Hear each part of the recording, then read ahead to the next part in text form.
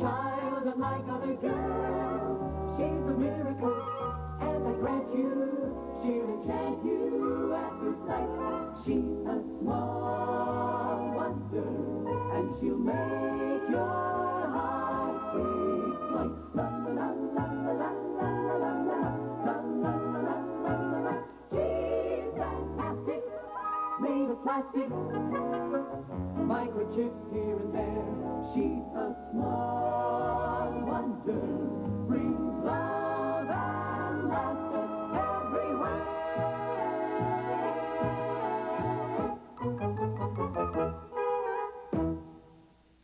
Sprint Sense International gives you great rates. Wow,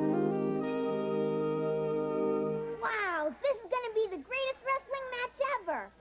There he is, getting into the ring, Vicky. Jesse the Body Ventura. Hailing from San Diego, California, weighing in at 247 pounds, Jesse the Body Ventura.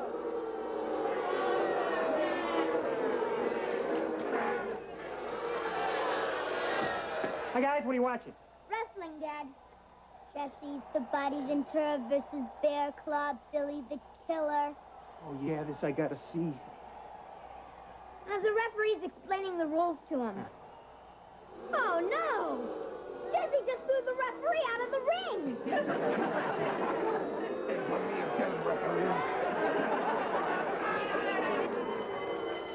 Hey, gang, I've got a great idea for dinner. Why don't we pass the... Look, he's gonna do his wham bam body slam. Wham! Bam! Wham! Stick a fork in him. He's done. Ted, I thought Johnny, that would maybe... you mind making some more popcorn, please? Oh, and how about some cold drinks, huh? Oh, and don't forget to put ice in the glasses. Would you like me to pour it down your throat for you? Thanks. Ted, you haven't heard a word I said. Yes, I have. What'd you say? Honey, do this. Honey, do that. I'm tired of being taken for granted around here. If you want something to eat and drink, you can get it yourself. Ted, you're impossible. Ted, you're impossible.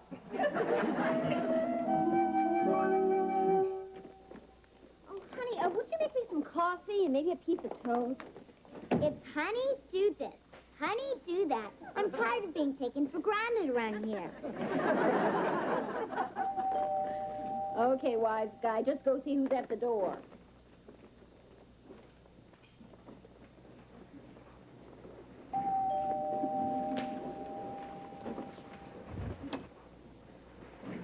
Hi there, little girl.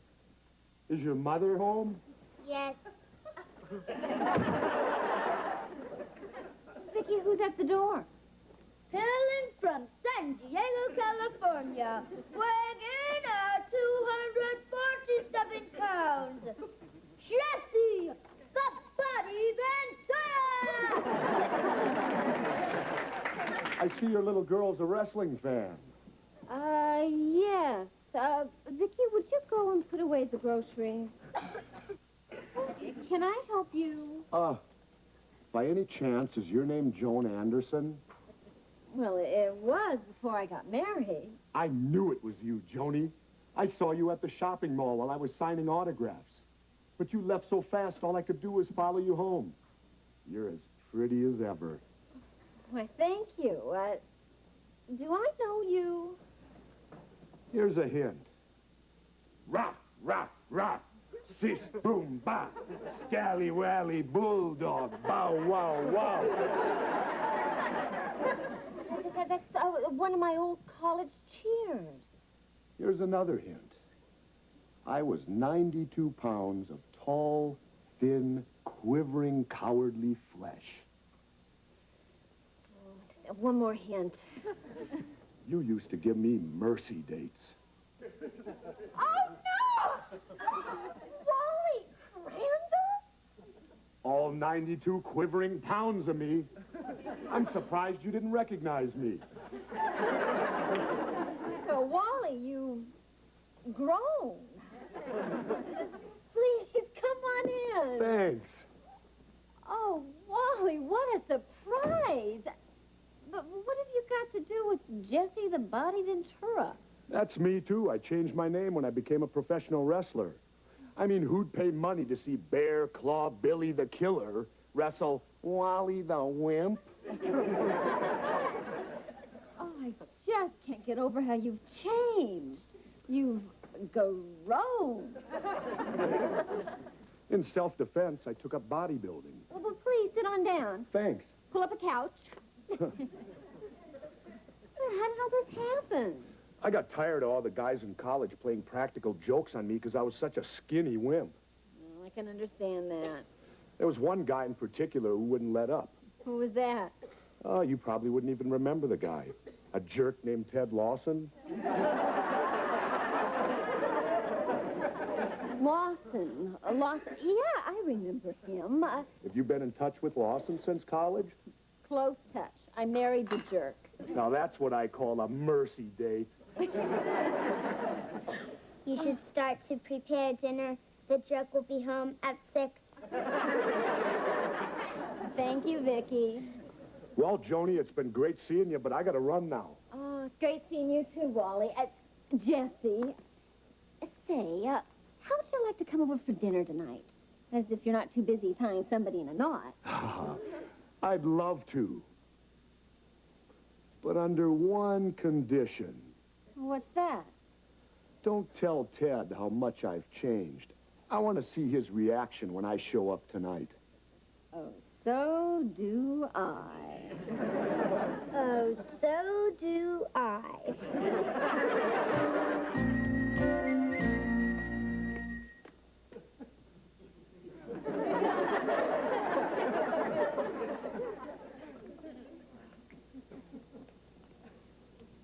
Hear anything interesting?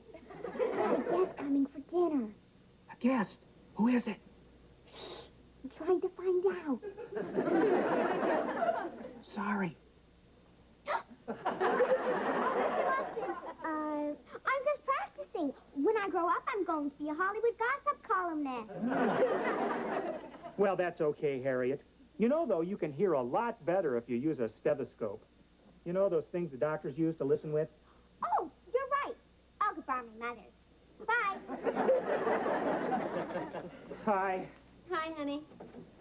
The jerk is home. We're having a guest for dinner, a surprise guest. Surprise?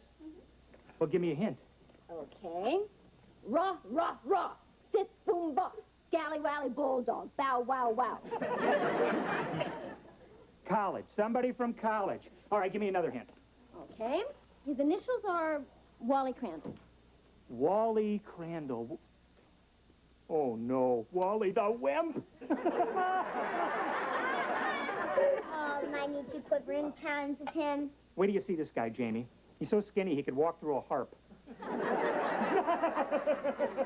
Well, I hope you won't go picking on him like you used to. Well, come on, honey. Wally loved it. I mean, it made him feel like one of the guys. Besides, they were only harmless little pranks. Oh, you call running his underwear up the flagpole harmless? What's so bad about that? Wally was still in them. Yeah, that was so funny. Then, Jamie, there was the old duck prank. You take a duck, a roll of toilet paper, and a bucket Ted. Darling, if I were you, I wouldn't go playing any of those harmless pranks on him tonight. Joni, come on. I mean, I have outgrown all that kid stuff. You know, it'd be fun, though. Why don't we get out the old college yearbooks and we can browse through them, okay? Oh, good idea. Okay. Vicky, come on, help me find them. Forget the yearbooks. When Wally the Wimp gets here, you and I are going to have a little fun with him. It's the hottest thing on ice. As the world...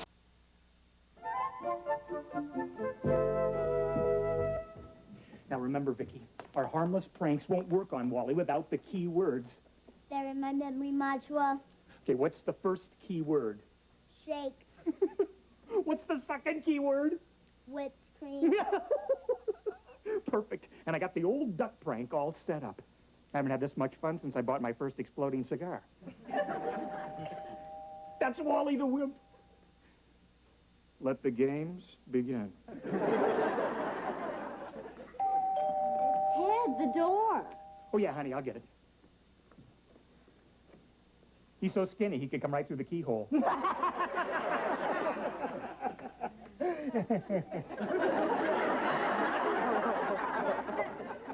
Hiya, Ted. Wah, wah, wah, wah, wah, wah, wah. Wally? Who else? You said you were so skinny you could come right through the keyhole. These are for you, Joan. Oh, Jessie, how thoughtful. Ted only buys flowers for funerals. Mom, the oven timer just went off. Oh, wow! You're Jesse the Body Ventura. We saw you on TV. Right. He's also Wally Crandall. Oh, well, Jessie, this is our son, Jamie. Hiya, Jamie. Put her there. I actually shook hands with Jesse the Body Ventura and lived to tell about it. Now, and do you remember Vicky? Sure, who could forget such a pretty little girl? Shake, sweetheart. Shake. No, no!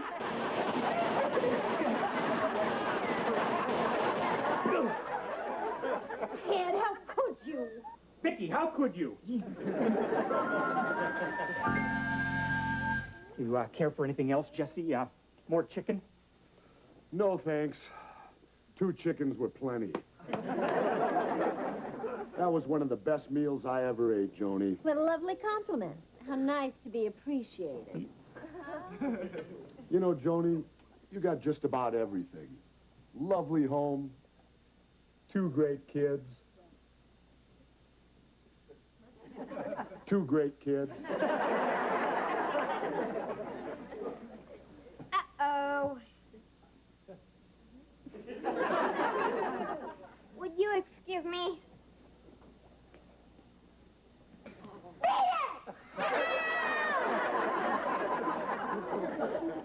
Serves you right for snooping, Harriet.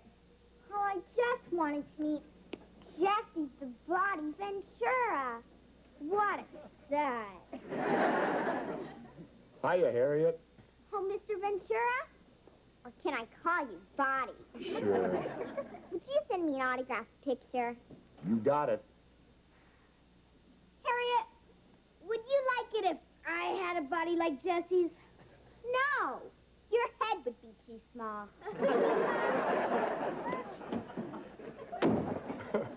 Cute kid. Dessert is ready in the living room. Oh, thanks, Vicky. Well, shall we? Come on, Jess.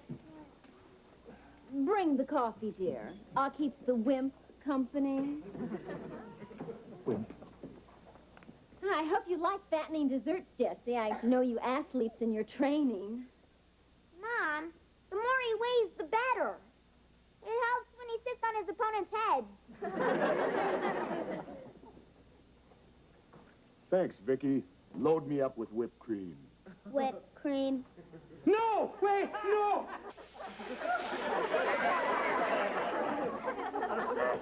Let the games begin.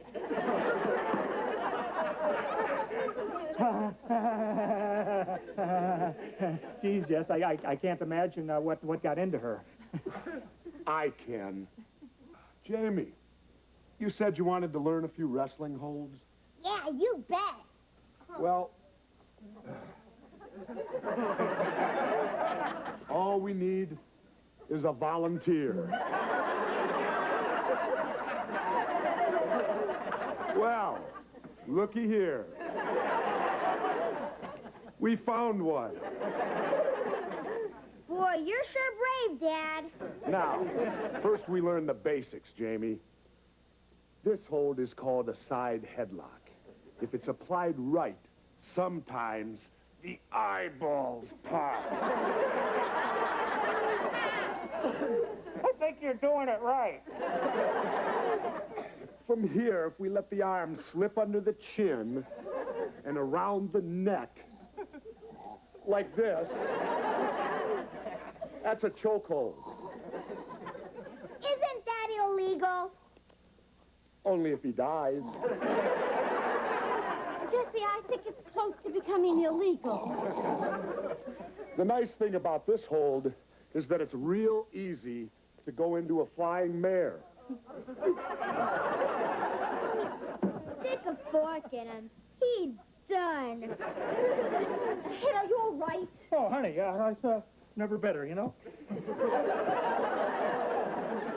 I think that's enough wrestling for tonight.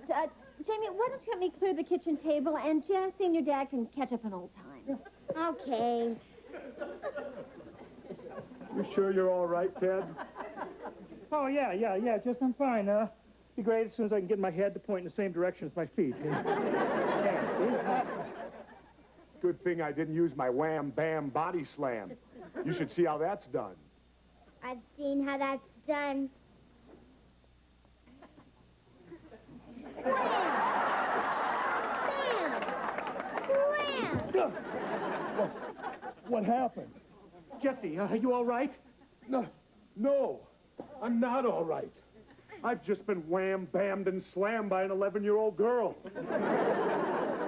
Well, actually, she's almost 12. Oh, man, if it got out that a little girl threw me like that, I'd be laughed out of wrestling. Well, we'll let it be our little secret. But I know it. What am I going to do about my confidence? I feel like I'm back being Wally the Wimp. Jesse, come on. It's not that bad. It's the worst thing that's ever happened to me. I'm through. Jesse, wait a minute. Are you serious? My career is over. I couldn't get a match against Pee Wee Herman. Jesse, listen. I'm going to tell you something that nobody except my family knows. Nobody in the world knows this except us. Vicky is not an ordinary girl. Oh, thanks for sharing that, Ted.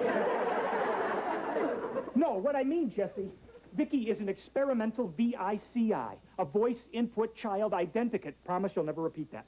Repeat it? I couldn't even say it. Jesse, what I mean is Vicky is a robot. Robot.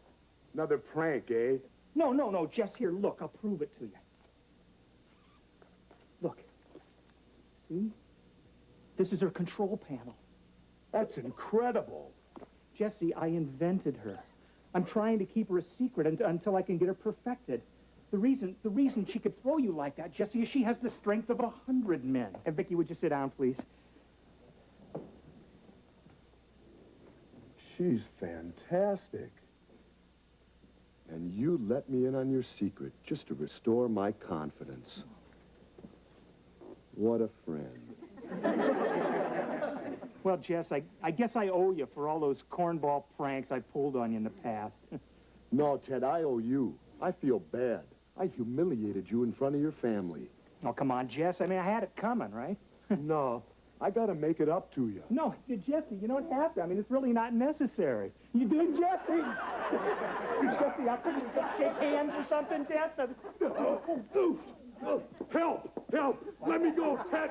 Let me go! Get off me! I'm trying, Jess. Uncle! I quit! I've had enough! Don't hurt me! Okay, I won't. What's going on? 1, 2, 3. That winner her. Dad, score for a lesson. Wow. Well, I hate to lose and run, but I got a big match tomorrow night. I better get some shut-eye. Sure. Hey, Jess, if you need any help in your corner, I'd be more than happy to give you some pointers, huh? Don't push it, cornball. Well, I gotta be going. I had a great time tonight. Thanks. Ted, you take care of Joni. She's one of a kind. Yeah, Jess, you don't have to tell me that. Bye-bye. Bye, Jess. Come again. Honey, I was a jerk about Wally, and I've been a jerk about you. I promise never to take you for granted again. Thanks, jerk. You must be worn out from all that wrestling. Yeah, why don't you go get ready for bed and we'll clean up here. You better not go into the bathroom. Well, why not? Forgot about the other prank. What other prank?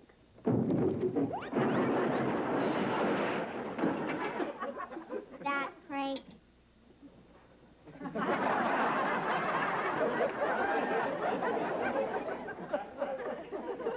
the heck is all that? The old duck prank. Joan? Joni? Go. Go.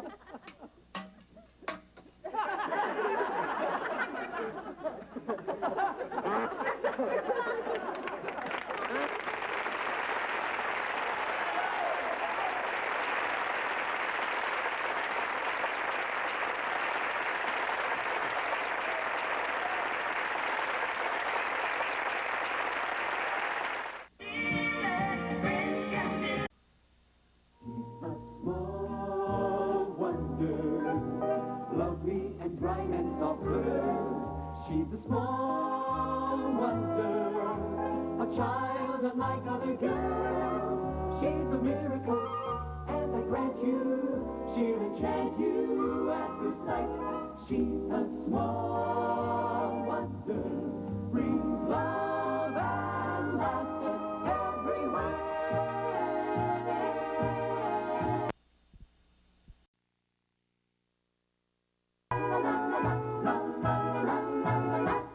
She's a small wonder, lovely and bright and soft curves. She's a small wonder, a child unlike other girls. She's a miracle, and I grant you, she'll enchant you at first sight. She's a small wonder, and she'll make your heart take flight. La la la la la la la la la la la la la. She's fantastic, made of plastic, microchips here and there. She's a small wonder, brings love and laughter everywhere.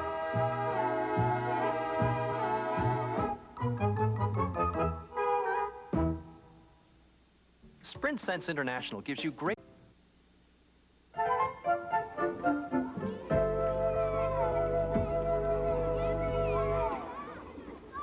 Hi, Jessica. Mind if I sit down? Not at all. See you. Hey, wait a minute. I thought maybe we could talk. What for? Maybe we could have a relationship. I think we have a lot in common. I can never be that calm. Okay, then how about just a date without a relationship? Jamie, we've been through this before. Yeah, I know, but that was last term in grade school. This is junior high. I'm not the same man. I've matured. Want to see the hair on my toes? No thanks. Well, you can take my word for it. And how about that date? And just what would we do on our dates? Oh, like go for a chili dog, and then I'd walk you home. I'd even stand downwind so you couldn't smell the onions on my breath. Forget it, Jamie. I'm not a chili dog kind of a girl. Oh, I don't know. I think you're pretty hot stuff. You're cute, Jamie. But it takes a lot more than chili dogs to date me. Try again when your bank account matures.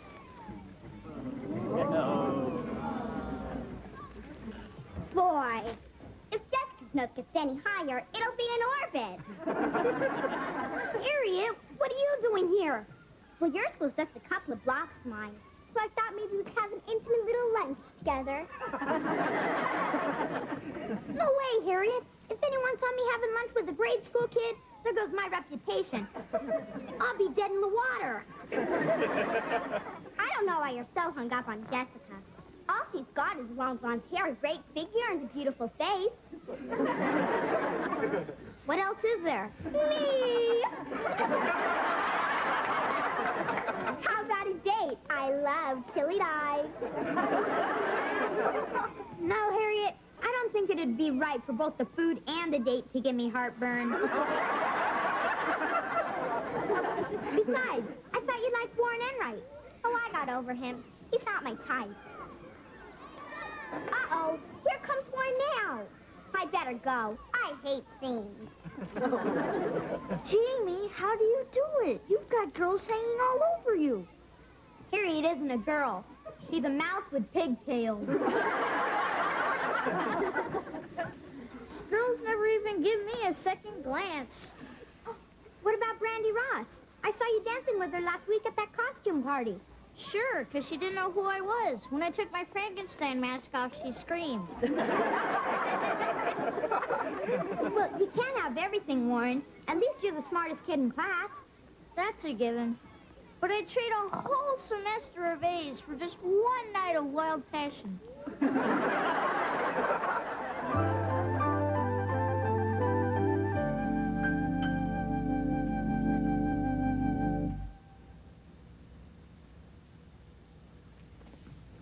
Ted, I need Vicky to help me with dinner. Just a minute, honey. This is really important. Okay, Vicky, about face. Oh, I wish she wouldn't do that. Oh, yeah, Vicky, turn your body around, too.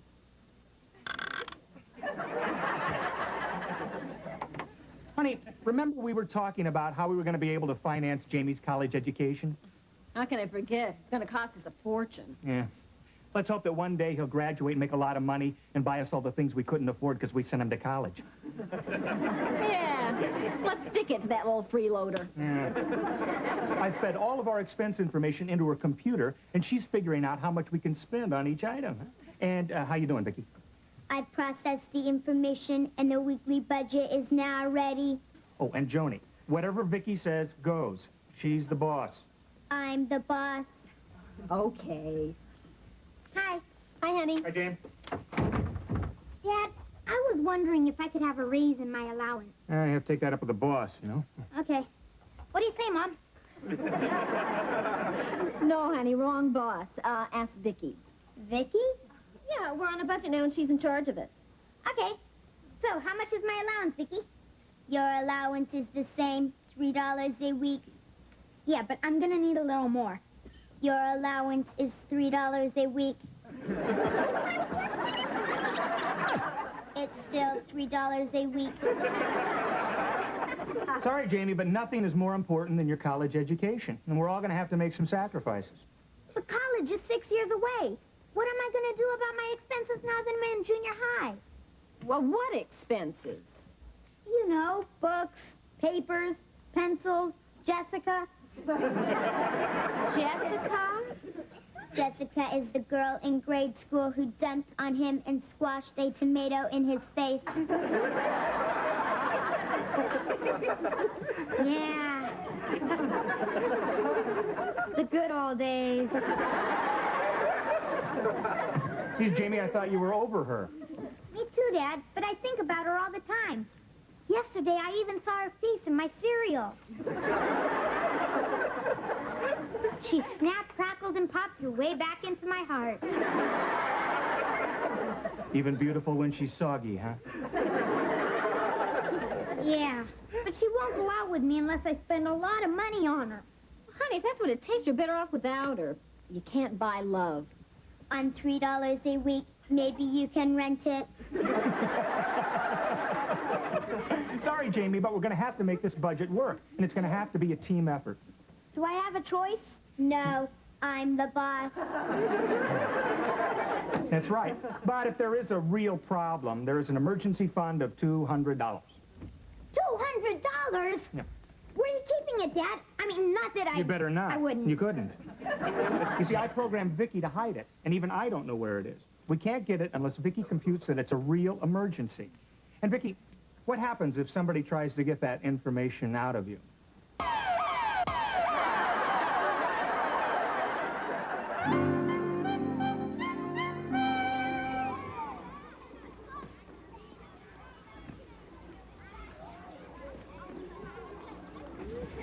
Jamie, got a ticket? Oh, sure, Warren, but make it quick. I got some heavy breathing to do with Jessica. Well, after watching you in action yesterday, I got an idea. How about you giving me some pointers on how to get girls to like me? What do you say, pal? Gee, Warren, I'm sorry, but I don't have the time. I'm just too busy. I'll pay you a lot of money. But never too busy for a pal. How much money do you have, Warren? Oh, a few $100s. A few hundred? What'd you do, give up stamp collecting for mugging? Well, no, I saved it up for my allowance and birthday gifts and stuff like that. Since nobody likes me, I don't have anyone to spend it on. You see, I'm not really this chubby. Part of it's a money belt. Well, Warren, my pal, your troubled life is about to change. Tell you what I'm gonna do. I'm gonna let you follow me around on my date so you can observe the master at work. Wow, thanks. And you know what? I'm not even gonna take a cent of your money. You're kidding. You mean you're going to teach me for free out of the kindness of your heart? Right. And all you have to do is pick up my expenses. Out of the kindness of your money belt. What a guy. Well, this way it's more humane. Just sit right here and watch the Big J in action. Lesson number 1, how to get a date. I'll take notes. Keep your ears open. Keep my ears open. And watch closely. And watch closely. Warren, you don't have to write down everything I say. I don't have to write down. Warren! Can I use that wad of money for a second? Sure, what for? Because Jessica's favorite color is green. Jessica, can I speak to you for a second? It's very important. Well, okay. Jessica, my sweet, today is your lucky day. You're moving to another city? If I moved away, how could we keep our date on Saturday? Jamie, why are you wasting your time? You know my requirements. Yes, I do. And that's why I'm requiring you for dinner at Le Petit Mason. Jamie, you don't have the money for that kind of place. Oh, I don't? Oh, wow. Wait a minute. Knowing you, that's probably Monopoly money. If it is, I pass go and stopped at loaded. See for yourself.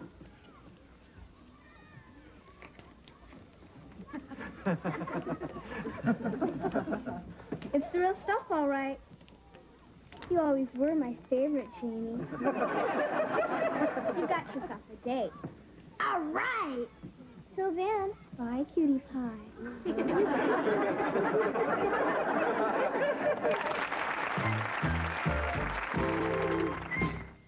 Tonight is over to...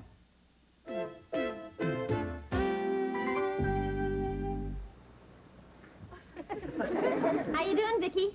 I've scanned the entire book and filed the recipes in my memory bank. Wonderful. You're the cutest little recipe box in the world.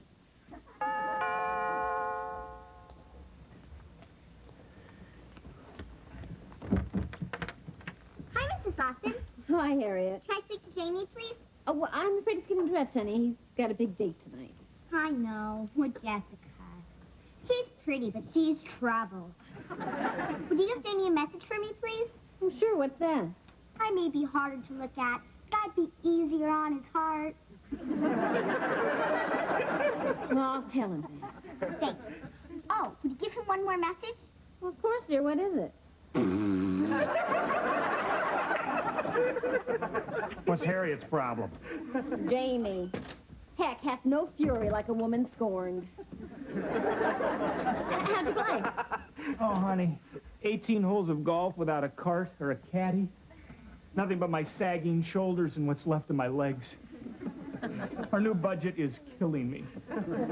Think about how much money you saved. We're just that much closer to having the money for Jamie's college. Not if we have to spend it on my funeral.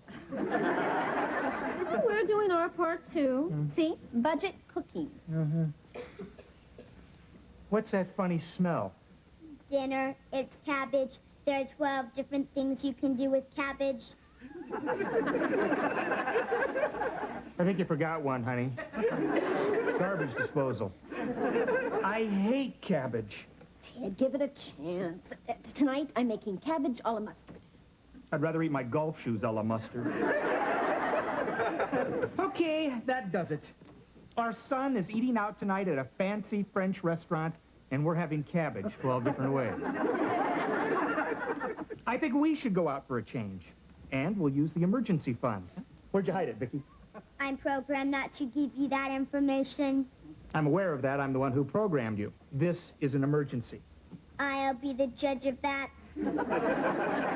Vicky, it's very important that we go out to dinner tonight. Going out to dinner does not compute as an emergency. Don't get smart with me. I built you. I can take you right apart again. Get the message? The message is...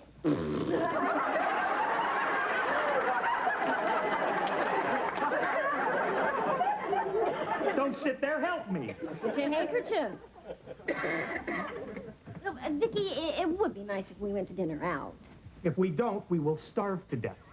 You can't starve. There's a lot of cabbage in the kitchen. I don't want cabbage. Where'd you hide that money, you little bucket of bolts? Where you won't find it.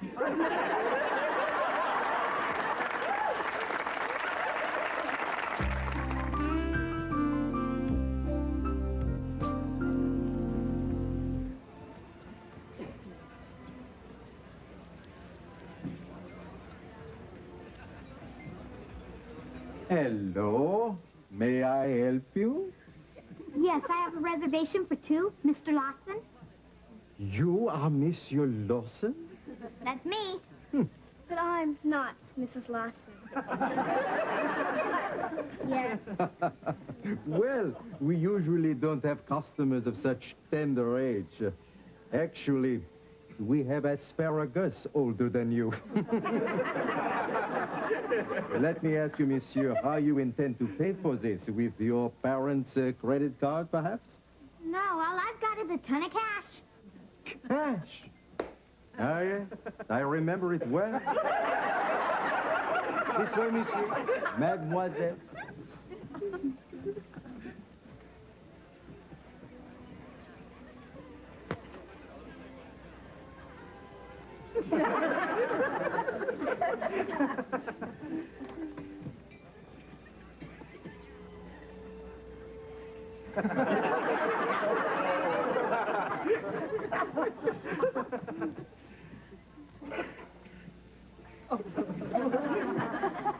Don't you just love these little places? It's like being back in France. I know what you mean. Did you say you spoke the language? See. Then you can read the menu for me. It's in French. It is? What's this? Gren O'Isle? While. Ah! Excuse me, I have to wash my hands. Ah, monsieur, this young man tells me he is with you. Yeah, he's my chauffeur. Your chauffeur, of course. See, could you please tell me, what is Breno Weil? Ren ou ah, if you mean really, it means frog legs. Frog legs. Do you have anything on the menu that can't get up and walk off the plate? Well, if you leave everything to me, I will take very good care of you. I was just going to suggest that. Pretty smooth, huh?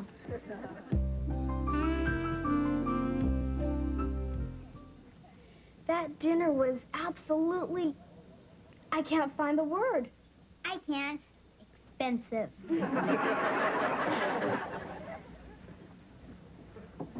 Excuse me, Jamie. I gotta go. I promised my mom I'd be home by 8. Why, Warren, what are you doing here? Oh, you probably saw me come in with my beautiful date, right? Right, I saw you come in with your beautiful date. Listen, since I gave you all my money, could you give me enough for carfare home? Carfare, sure! Always glad to help the needy. Bye, Warren. Oh, wait a minute. What do you mean you gave him all your money? Well, It's just a loan to cover me until my investments pay off. What investments?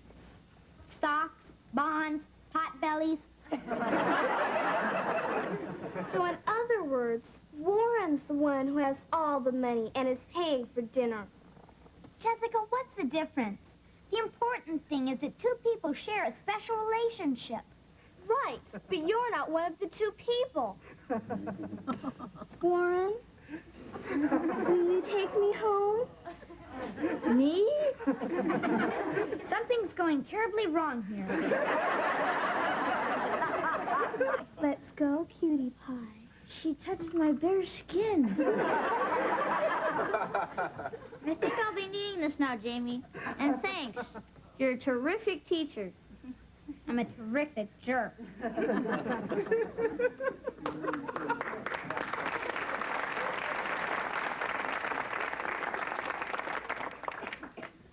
Oh, I could not help but notice, monsieur, that your lady friend ran off with your chauffeur. That happens a lot in France. Well, at least I hope you enjoyed your dinner. Your check, monsieur. Actually, I don't have the money anymore. No money? All right, what are you trying to pull here, you little squirt? What happened to your accent? What happened to your money? I just walked out the door with my date. I guess it's time to call the parents, huh? Right. Come on, kid. You deserve what Jessica did to you. You were trying to be a big shot instead of being just what you are. A little shot. Jamie, you can't force someone to like you just by spending money on them. And look what you did to our budget. I'm sorry, Dad. I won't be that stupid again. Now we've got a real emergency, Vicky. Describe the emergency. I had to use the rest of the household money to pay Jamie's restaurant bill. So we have to use the emergency fund to get through the rest of the month. That computes as an emergency. Good. Now where'd you hide the money? I swallowed it. Swallowed it? Ted, how are we going to get it? I guess I'll have to take her apart. That won't be necessary. Open my frontal integrated circuit board.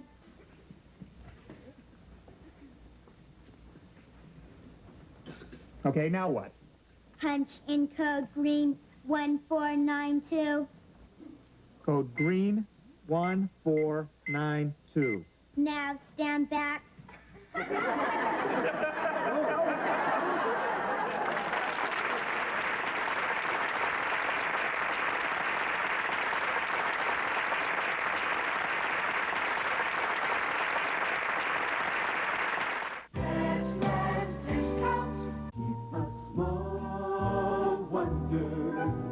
Lovely and bright and soft girl. She's a small wonder, a child unlike other girls. She's a miracle, and I grant you, she'll enchant you at first sight.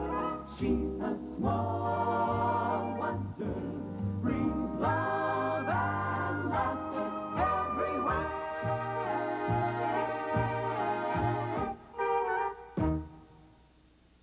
Sound the fire alarm.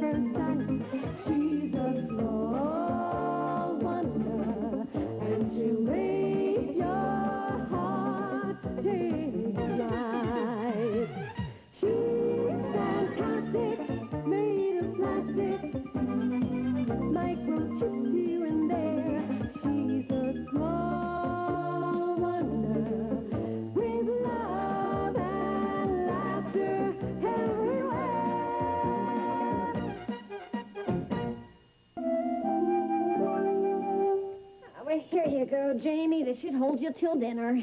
Thanks, Mom. Hey, what are you watching, kid? Reruns of a program called People Are Funny. You know that old TV show with Art Linkletter? The one where he plays all those practical practical jokes on people? Oh, sure, I've seen it. Well, it looks like the joke's on you, Mr. Larkin. That wasn't a Great Dane you were walking. That was a man in a dog suit. As for the little puddle, I can't explain it. Well, ladies and gentlemen, that's it for tonight. This is Art Linkletter inviting you to join us next week at the same time when once again we'll prove people are funny.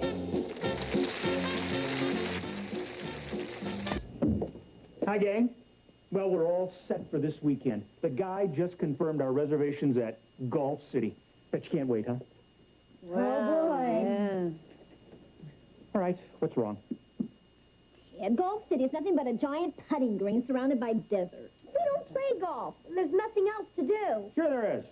What? And watch me play golf. Whoopee. Darling, how much longer are you going to be wearing that silly outfit? As your wife, I have a right to know. Silly. Hi. Nice outfit, Mr. Lawson. Thank you. Did you lose a bet? Teddy, you are looking at a man who is on his way up. Guess who the company selected to fly to Miami tomorrow to demonstrate our new microscanner? Al? Funny. How about me? Of course.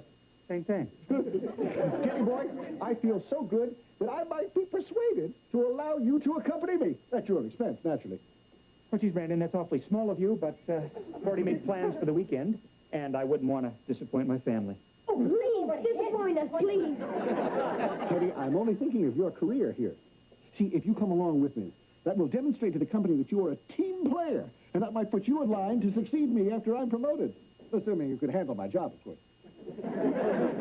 Of course. Sorry, Brandon, no way. Well, I don't want to push this thing, but, well, let me put it one other way.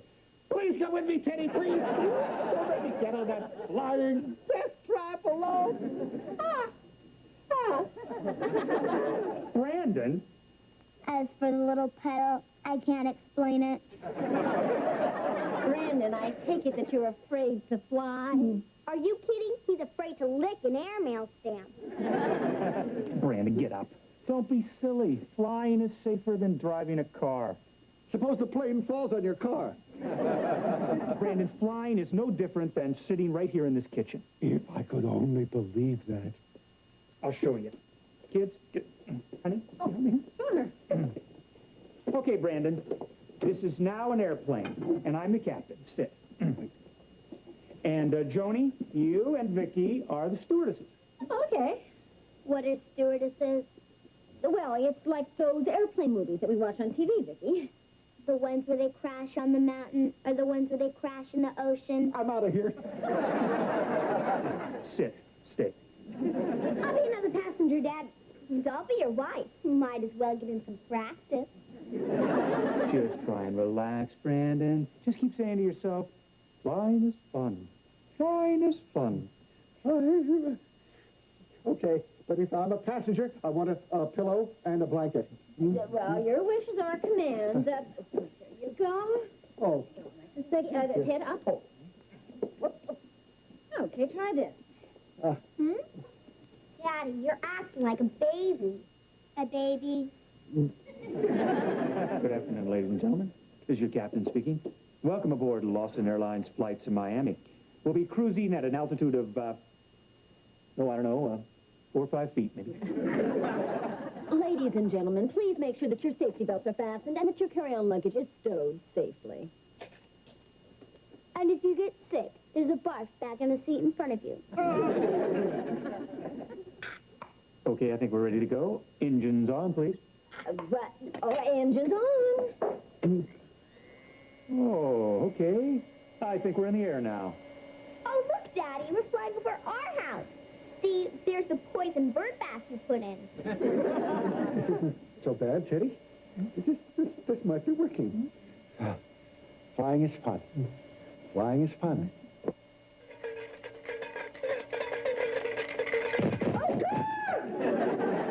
Engine failure. Mayday. Mayday. Bend over and kiss your seat goodbye. I'm bailing out. Brandon, relax. It's just a blender. It shouldn't be allowed in the air. Teddy, I cannot go to Miami without you. I need you. You must come with me, please, Teddy, please. Sorry. I'll get the company to pay for your ticket. Brandon, we've already made plans for the weekend. I'll get the company to pay for your whole family's ticket. Come on. Oh, man. Miami. The beach. Lawns, bikinis. Yeah, you're settled for Disney World. I hear they have robots there that look just like people. But it does sound wonderful. I mean, you can go golfing another time. Yeah, Dad, please. Say yes. Come on, Dad, please. What do you think, Kitty? Is it a deal? Come on, Ted, huh? Come on. Oh, all right, it's a deal. Yeah.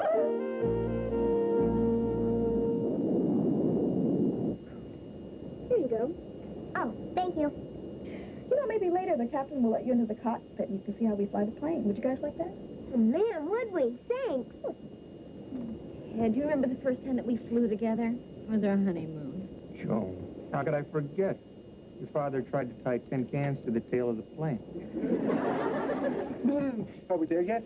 Daddy, we just took off. Now, is there anything else you need? He may need his blankie.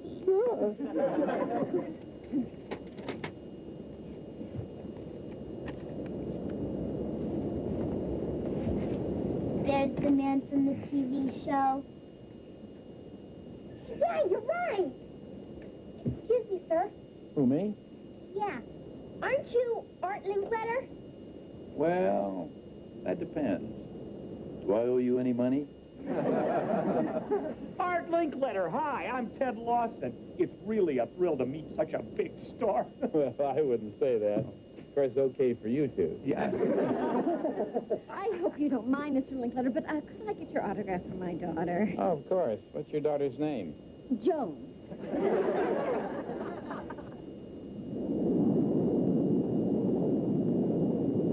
This is the main control wheel.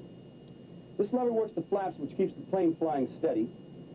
And this switch activates the automatic pilot. This switch activates the stewardess to bring us coffee. Well, what's that thing over there? That tells us how fast we're flying, which right now is... 565 knots with an 80-knot tailwind. That's right. How'd you know that? Watching you, fly boy. She saw the movie Airplane 20 times. 20 times? Surely you didn't see it 20 times. Yes, I did. And they'll call me Shirley. How you doing, Brandon? Great. just great. Brandon, why don't you put on the stereo headphones? You know, music can be very relaxing. No way. You think I'm going to die in flames listening to white guys sing Motown? Brandon, why didn't you take something to calm you down before you got on the plane? You're kidding, right? Last night I was so nervous I couldn't get to sleep, so I drank 6 glasses of warm milk.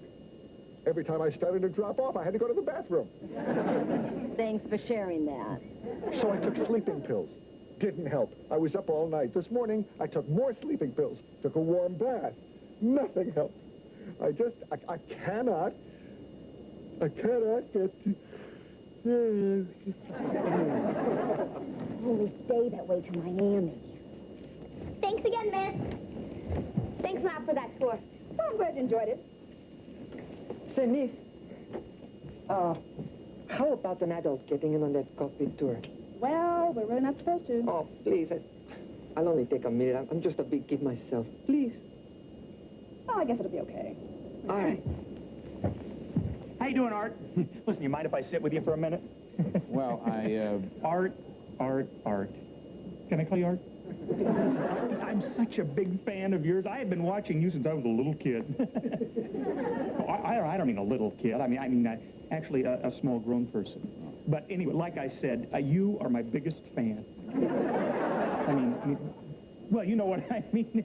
It's such a thrill that, I mean, you're one of my all-time favorites. Remember your show House Party? Remember that? Listen, I had a friend. Well, actually, it wasn't a friend. It was a...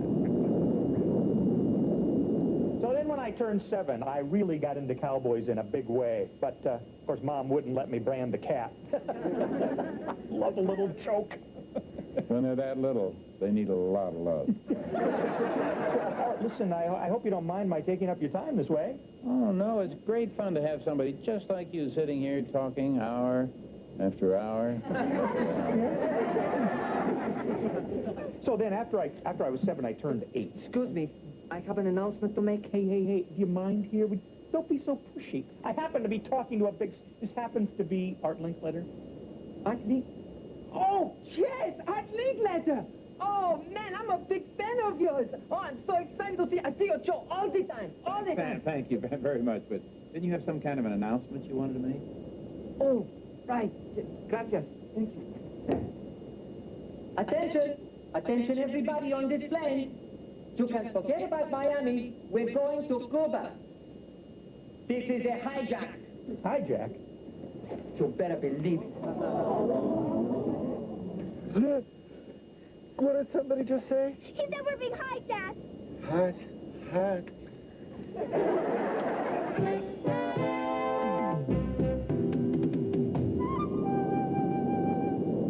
Now, I'm going to say it one more time. This is a hijack. Don't nobody try nothing, because I'm wired up with dynamite. And if this stuff goes off, we all come back as confetti. You, with me. Come on, vamos. I have 20 pilots and we're on autopilot. Now I want them out of there so I can fly this thing. And everybody else, stay where you are. Better do as he says, everybody. Wait a minute. What's the matter with us? This is so obvious. Sure, it figures. Ted, what are you talking about? That's Art Linkletter, right? He used to do that show, People Are Funny, where he would put people into crazy situations and then photograph their reactions. Situations like this one. Dad, that's an old TV show. Isn't it 40-second rerun? Then he must be doing a new show, and this is one of the crazy stunts that's going to be on it. You really think so? I'm positive, honey. You really think that it's just a coincidence that Art Linkletter happens to be on this flight? You know, I think you're right. I'm going to go back. I'm going to tell the other passengers not to worry. Boy, what a relief. Come on, ándale. Vámonos. Bring them in here. Put them in those empty seats. Now. And sit down. Sit. Just Well. It's certainly nice to meet you, Mr. Hijacker. I want to wish you a lot of luck. What? Are you nuts? I got to admit, you really had me going there for a minute, Artie. And I hate to spoil your fun, but we know these guys aren't the pilots. They're just a couple of actors, just like Mr. Hijacker here. Dad? I mean, the real pilots are flying the plane, right? This is just another one of Art Linkletter's wacky stunts for his new show. You're right, he's nuts. Dad? Art, you are a crazy fed-up. Oh, honey, Jamie, Vicky, listen, we're going to be on TV. Let's wave to Grandma and Grandpa. Where are the cameras, Art? Dad? Something I've been trying to tell you. We were in the cockpit. Those are the real pilots. You mean, this is no joke? Right, meathead. Oh.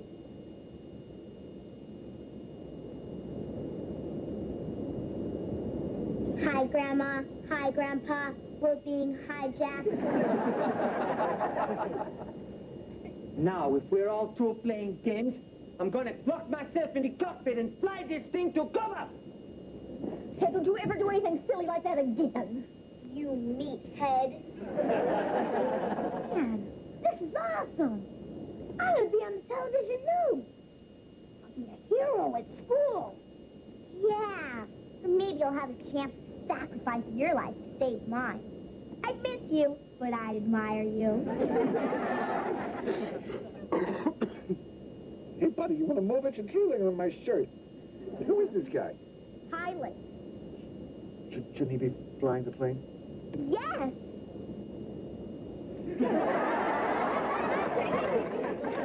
Oh, look, the pilots are waking up. How you feeling? I think I'll be okay. Just give me a couple of minutes. Art, looks like the pilots can fly the plane now, but what are we going to do about the hijacker? I got an idea. I tried it once on my show. Come on.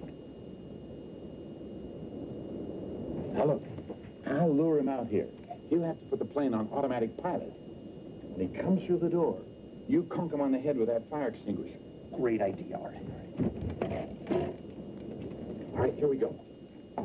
Excuse me, Mr. Hijacker. I'd like to have a moment of your time, please. It's Art Linkletter speaking. Hi, Art. What's up? Do you remember my TV show, People Are Funny? We're starting it up again, and I have a little business proposition for you. Yeah? Yeah, I'd like to pay you $10,000 for the right to do your story. Art, maybe you better make it 50,000. No, I'm cheap. You sure are. Okay, we'll make it 50,000. How does that sound, Mr. Hijacker? Does that include the video cassette rights? What is he, an agent? All right, you got the cassette rights. Show me the money. I don't carry $50,000 in cash on me. Oh, man, no deal. And I don't take no credit cards. Didn't work. Come to think of it, it didn't work on my show.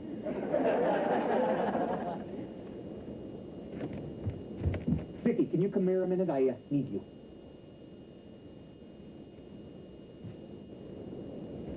Vicky, that door is locked. Could you open it, please? Open it.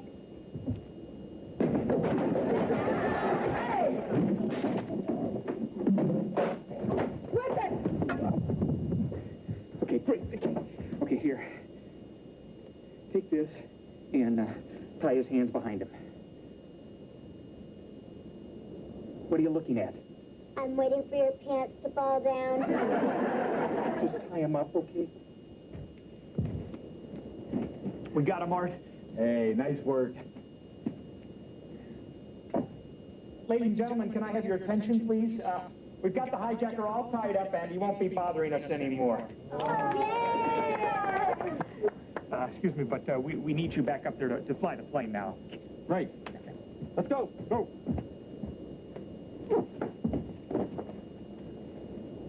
Ted, what are we going to do now? I don't know.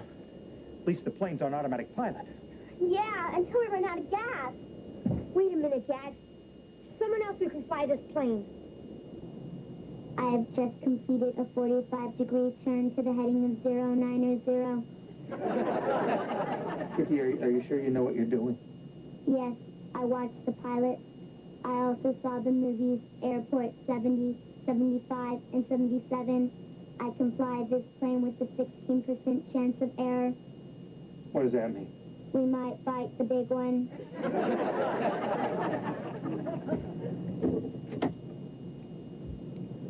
Ladies and gentlemen, this is your captain speaking. We'll be preparing to land in approximately 11 minutes. Sorry, but we cannot serve the cold chicken and stale nuts.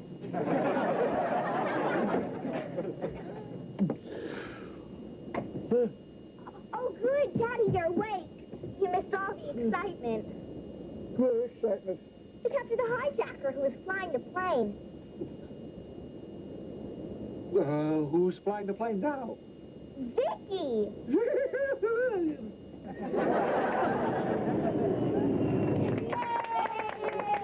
Vicky! This is incredible. I still can't believe Vicky landed us safely. Well, you could say she's no ordinary little girl. Vicky, you saved our lives. You're fantastic. Oh, I wouldn't say that. But it's okay if you do. We made it! We made it! Miami, land of the sun, and I'm alive! I'm alive, and I'm going to get a tan! Snow? In Miami? Welcome to Saskatchewan. Saskatchewan's in Canada. Hey, I just land them. I don't aim them. Kids say the darndest things.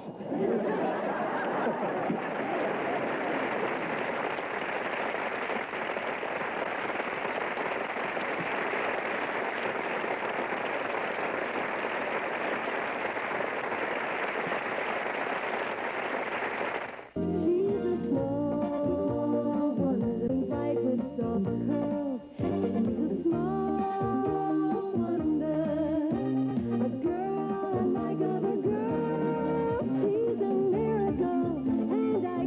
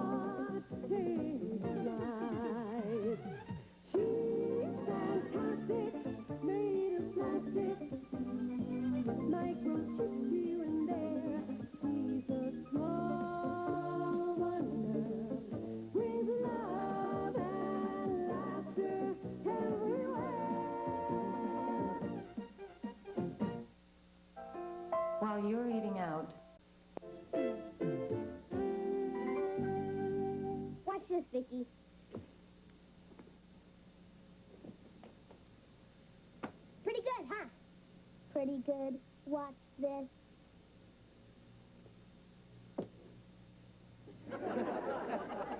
Pretty good, huh? Big deal. Any robot can do that.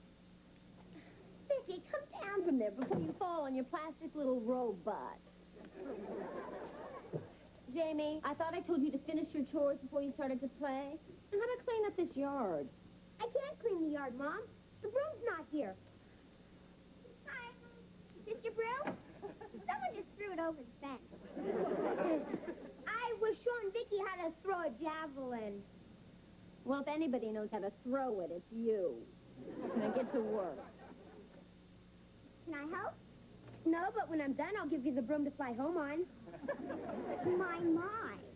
You're certainly a grumpy bear, which I find very attractive in a man. The grumpy bear hates doing chores. Who doesn't? Our parents do all the bossing around, and us kids do all the dirty work. We're nothing but cheap labor. When I complained, my mom sent me to my room without dinner. That's terrible. Not really. She's such an awful cook. Sending me to my room without dinner was my idea. Anyway, it'll be different when you and I are married, Jamie. We'll be the best mom and dad on earth. Harriet, if you and I ever get married, it'll be because we're the last mom and dad on earth. I can wait. Bye.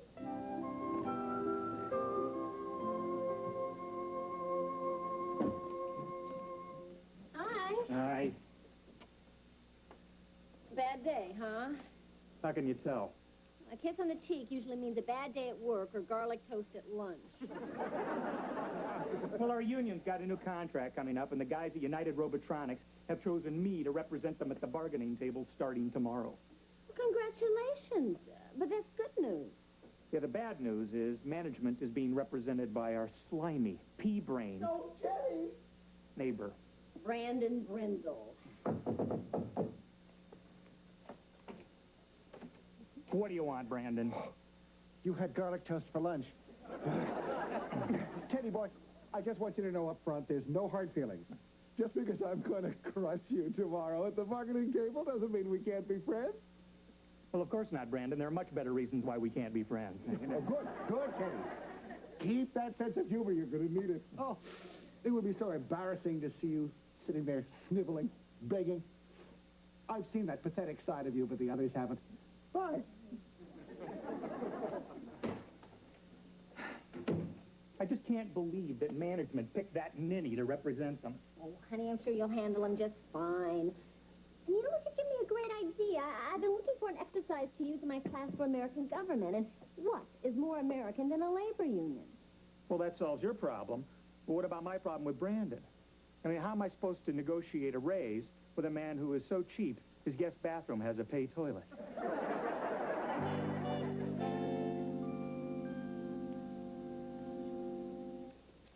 Oh, the whole point of a labor union is for workers to have an organization that speaks for them as a whole.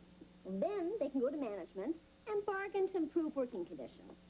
So, tomorrow I'll be the management in our exercise, and you'll be the labor union, and we'll negotiate. Yes, Jamie? What are we going to negotiate? Oh, I thought the class could decide on some things that they feel would make their lives better here at school. And I mean serious things, all right? Oh, and you also need to pick someone to represent all of you at the bargaining table. All right. I'll see you all tomorrow. Hold it. Attention, please. Fellow union members, if you really want to stick it to the management, I nominate a man to negotiate for you who's intelligent, fearless, and a great-looking jock. I nominate me. If anybody knows how to throw it, it's Jamie.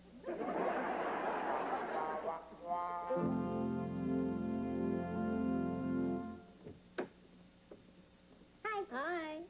Oh, did your union pick its negotiating team? Yeah, they chose us. Tomorrow we'll really stick it to management. That's so. Well, how about you two negotiating yourself into the kitchen, setting the table for dinner, huh? Hey, make a note of that, Vicky. Management trying to bribe labor with kisses. Got it. No kisses from management. Hi. Hi. Are you management? No, I'm labor. Then it's okay to kiss me. How did the negotiations go with Brandon? Terrible, frustrating, the worst. My, you're certainly a grumpy bear. Which I find very attractive in a man. Well, it went pretty much as I expected. I presented our demands, and Brandon sat there breaking pencils with his teeth.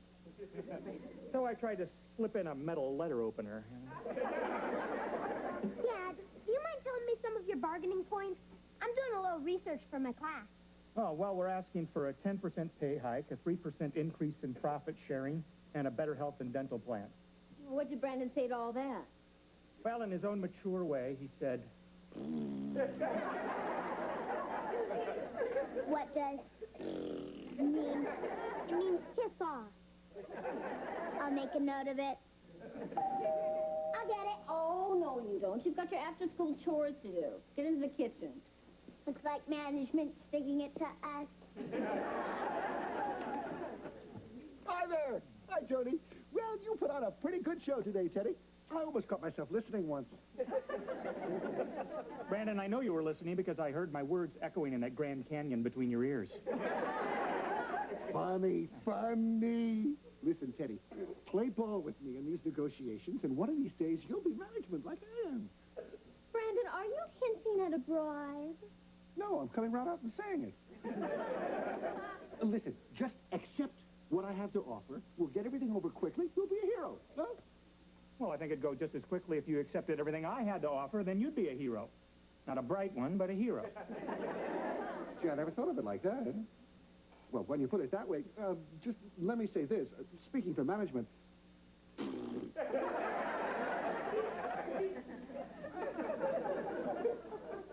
Well, you have to admit he's eloquent. Labor says dinner's in the oven. Thank you, Vicky. Well, Brandon better shape up or we'll put up a fight that he'll never forget. We're going to stand firm and united, and if he tries to push us against the wall, we will strike. That's the spirit, honey. And if he thinks I'm kidding, he can go suck canal water. When I'm through with him, he's going to be eating crow. You feel better now? No. What's for dinner, Vicky? Stuffed cabbage, but if you want, I can go stuff a crow. Good. Make a note of that one. Will the class please be seated? Will the negotiating team come to the bargaining table? Has labor completed a list of its demands? Yes, ma'am. And remember, you're negotiating with that cute little bundle from heaven you used to burp. Vicky, read our demands. Labor's demands are as follows. We want a longer lunch period, a candy machine in the classroom for emergency energy purposes, a 48-hour warning before any surprise quizzes, and no term paper longer than 5 pages. Make that 2 pages. And last, we'd like to have a place to keep our pets while we're in school. Now, class, settle down. I thought I instructed you that I wanted these to be serious demands for this exercise, not frivolous things. They are not frivolous. Frivolous. Frivolous is an adjective meaning silly. Is management telling labor that pets aren't important to kids? Well, I really don't think that. Adults have daycare centers for their kids. Why can't we have them for our pets at school? Now, class, that's enough. Management has no intention of giving in to these demands. What is labor's reply? Labor's reply is... Are you sure that you're speaking for your entire union? Union? Well, it's obvious that labor is not intending to negotiate seriously.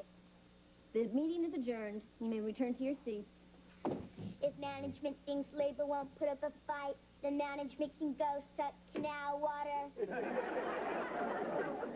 We'll put up a fight management will never forget. Yeah! So, we're gonna stand firm and united, and if they try to push us to the wall, we'll strike. Strike! Strike! Strike! Strike! Strike! Strike! Strike! Strike! How would Lee Iacocca handle this? It was one of the most talked about X-Files ever. Hi, I'm home. Oh, hi, honey. You're home awfully early. I could have stayed home all day for all the good I did at the negotiating table. Is Brandon Brindle still being stubborn? Completely. He is so infuriating. When I asked for a 10% wage increase and a decent dental plan, he countered with a 10% cut and a reminder to floss between meals. Well, what are you going to do about it? I'll show you. You're on strike? Didn't have any choice. It was either walk out and strangle the company or stay in the room and strangle Brandon. You sure you made the right choice? Well, at least you're not the only one. There's a strike at my school today, too. The teachers went out on strike? Not the teachers, my students.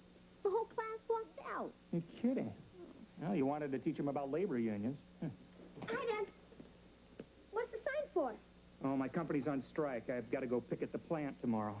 We're on strike, too, Dad. Management can go stuff crow. That's carrying things a little bit too far. I mean, I don't think kids should be striking at school. You listen to your father. But I'm with you in principle. But not when he's wrong. The right to strike is one of the building blocks of a free society. And it's a free society that's made me what I am today. Unemployed. I'm glad you feel that way, Dad. Because I wrote down some things that Vicki and I would like to negotiate with your mom. What do you mean? Well, we do the chores around here, so that makes us labor. You give the orders, so that makes you management. Vicki, read our demands. I don't believe this. Believe it. Labor demands an extra hour of TV every night, a modest $5 a week raise and allowance, and no more broccoli. That's it. Short and sweet. Well, I'm afraid we can't let you stay up an extra hour. You wouldn't get enough rest for school. Yeah, and as for your allowance, you already get enough to cover your basic needs. Video games, comic books, and Slurpees. Well, what about the broccoli issue? Broccoli's nutritious. It's good for you. It's yucky. I'm with her. Sorry, it's no on all three demands. Okay. If management won't negotiate with labor, then labor has only one thing to say. What's that? I think that's self-explanatory. We're on strike.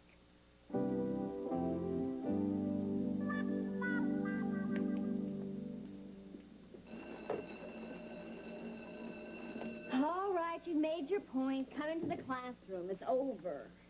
They say it ain't over till the fat lady sings. I mean it, kids. Come into the classroom. Is management ready to negotiate, Mrs. Lawson? I told you I'm not going to discuss your silly demands. But it's not fair. You said you wanted us to learn about unions and bargaining and all that stuff, didn't you? Well, yeah. And how do you expect us to learn if you won't let us do what you're trying to teach us? No talk, we walk. Strike! Strike! Strike! Strike! Strike! Strike! Strike! Pull it! Pull it!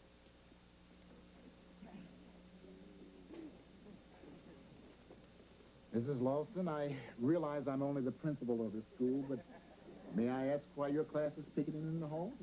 Or is that being too pushy? Well, Mr. Bryan, it's kind of hard to say. Give it a shot. They're on strike. Strike? Can we talk? Ms. Lawson, this better be good. Well, if you recall, Mr. Bryan, I cleared this class assignment with you on labor unions yesterday. Yes, but I don't recall giving my approval for a strike. That was their own idea. Mr. Bryan, I know this is a little extreme, but I think they're about to learn an important lesson here. I would really appreciate it if you just let me play this out a little longer.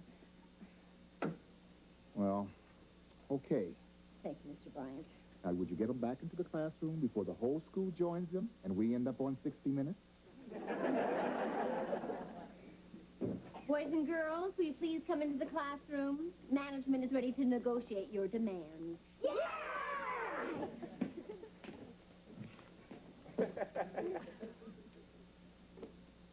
Come on in, Vicky, it's over. I ain't stopped until the fat lady sings.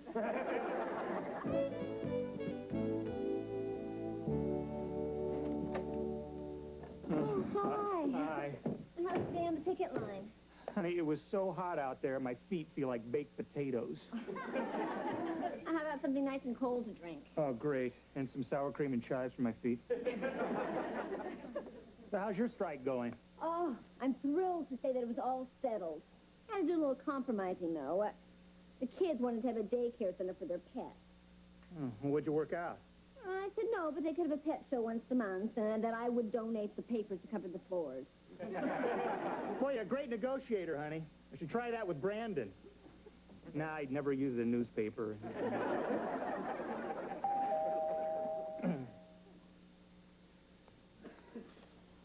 Hi there. Oh, you look terrible.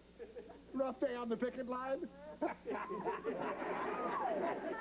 Brandon, if you're not talking to me at work, I'm not talking to you at home. Now, Teddy. Don't Teddy me.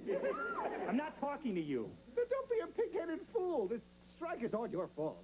Yeah, well, how about hitting the road, jerk? What are you calling a jerk, you toad? Okay, you're not a jerk. You're a jackass. Why, you worm? That's an insult. Yeah, to the jackass. And who are you calling a worm? Hey, I'm your boss. I can call you anything I want. You're nothing. Oh, great job. Boss over nothing. Oh, come on. Will someone tell me what's going on here? The jackass told the toad to strike with the toad's fault, so the pig-headed fool told the jerk to hit the road. Vicky, why don't you go outside and play with Jamie while I talk to the animals? Brandon, why did you come over here? Because I'm a sensitive, caring man. I felt terrible sitting up there in my office, all air-conditioned and cool, raking in the big bucks. Teddy's out on the hot bricks, starving to death. Well, I never knew you cared that much about Ted. I don't, but who wants to live next to starving people? It drives down the property values. Let me remind you of something before you go, big heart. Whatever happens to me happens to you, too. Yeah. If I starve, you starve, too. Fine. Fine. What do you mean I starve, too? Just what I said. If labor's out of work, then management has no one to manage. You'll starve to death with the rest of us peasants. Nice bluff, Teddy. Let's negotiate.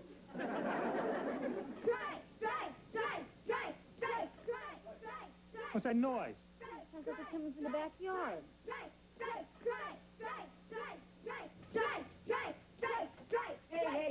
Hey, cool it. What are you kids doing picketing out here? Well, we didn't want to picket in the front and embarrass you with the neighbors. Harriet, what are you picketing for? Because I want to negotiate my chores and allowance like they're doing. Oh, forget it. I'm your father. I'm telling you right now, knock it off. Okay, and I'm your daughter. And I'm telling Mother where you pinched the cleaning lady. Daddy's little crumb cake. I tell you what, why don't we negotiate this over a big bowl of ice cream? I'll see you later, Teddy. We can finish our negotiations tomorrow. They're only about money. And ours are about life and death, too. Now what about our negotiations, Dad? Okay, let's go inside and work things out. All right.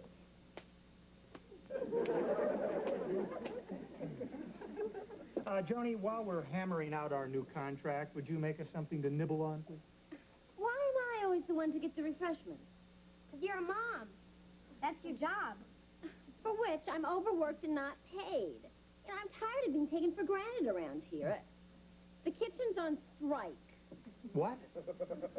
And as for you, you'll have to negotiate any other room in the house. Got the picture? Joni, come on, let's be reasonable here. Wonder what Dad's gonna do now that Mom's mad at him. He can pinch the cleaning lady.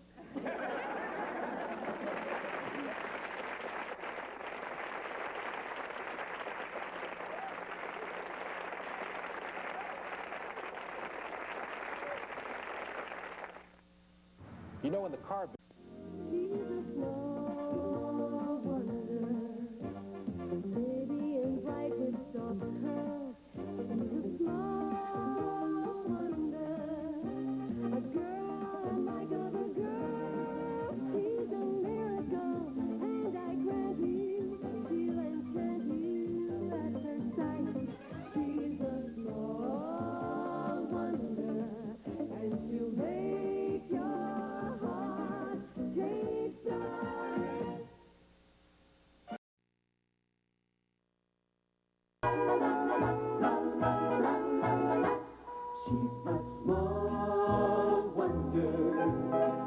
lovely and bright and soft curls. She's a small wonder, a child unlike other girls. She's a miracle, and I grant you, she'll enchant you at first sight. She's a small wonder, and she'll make your heart take flight. La la la la la la la la la la la la la.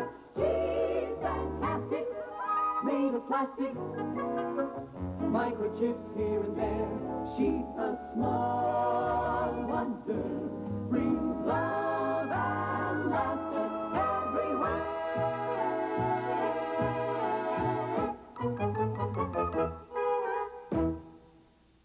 Back by popular demand.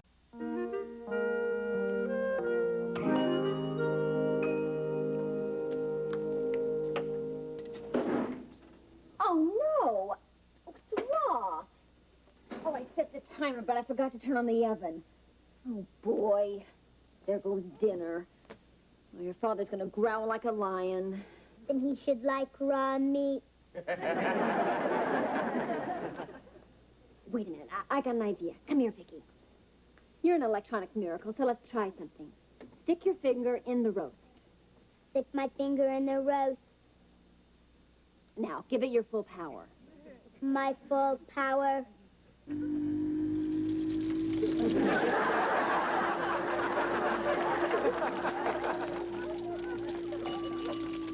Yeah, that should do it. Very well done, Vicky.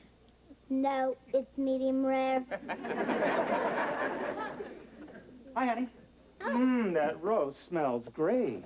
Well, it should. I've been slaving all day over a hot stove to make it. Oh. No, boy.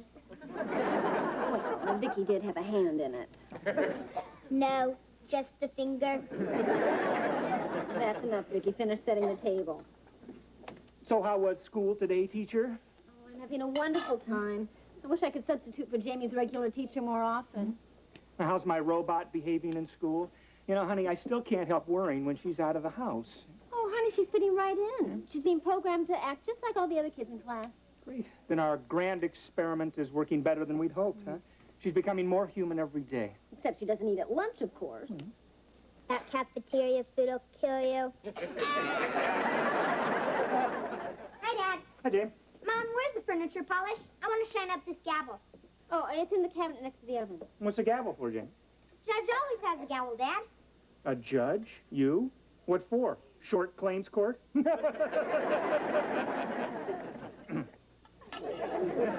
Teaching Jamie's class about the American legal system. I'm turning his 7th grade classroom into a courtroom. And then we're going to try some of the cases of kids who've broken rules in school. Oh, clever idea. What a great way to teach kids about the law. And the class chose me to be judge because I'm fair, smart, and popular. And because none of the other kids wanted it. Well, wait till you hear my news. I saved $50 today. How'd you save the money, Ted? By not getting a parking ticket. You see, I parked in front of a fire hydrant, but when I came out, there was no ticket on my windshield. How could you miss seeing a fire hydrant, Dad? Well, I saw it, but it was late. I was on a side street, and so I just decided to take a chance, you know. And I love putting one over on those meter maids. Vicky,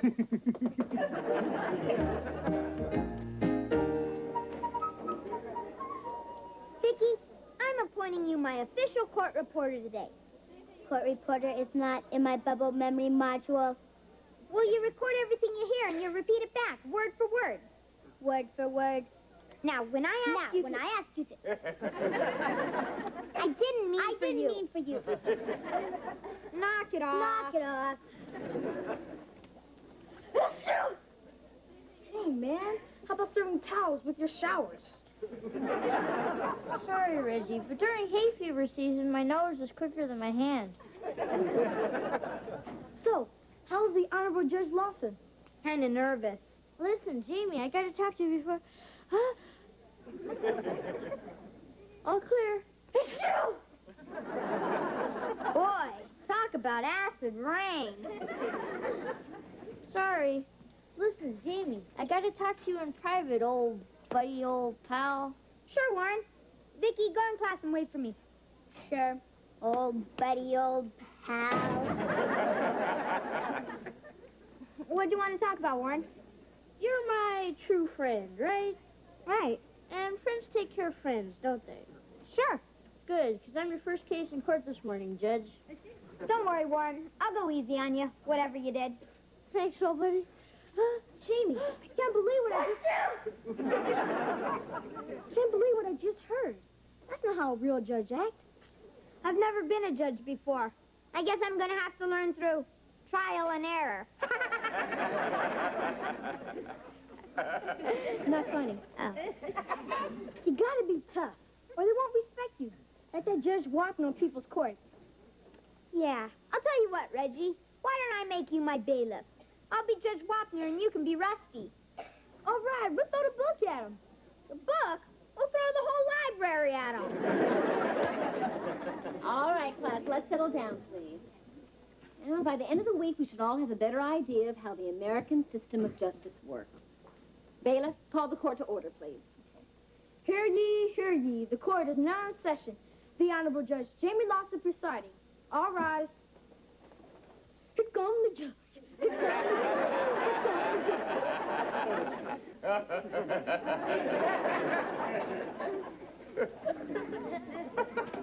You may sit. Vicky, call the first case, please. The 7th grade versus Warren and Wright. The defendant will take the stand. How you doing, buddy? That's how you doing, Your Honor, buddy. You are accused of running up the down staircase. Right, Your Honor. How about serving towels with your showers? The court will come to order, please. Now, where were we? Hear ye, court is now in session. The Honorable Judge Jamie Lawson presiding. All rise. Here comes the judge. Stop, Vicky. That's enough class. Please continue, Your Honor. You've heard the charge, Mr. Enright. How do you plead? Oh, I'm guilty, Your Honor, buddy. I throw myself on the mercy of the court. Well, running up the down staircase is a serious offense. On the other hand, nobody was hurt. Think Wapner.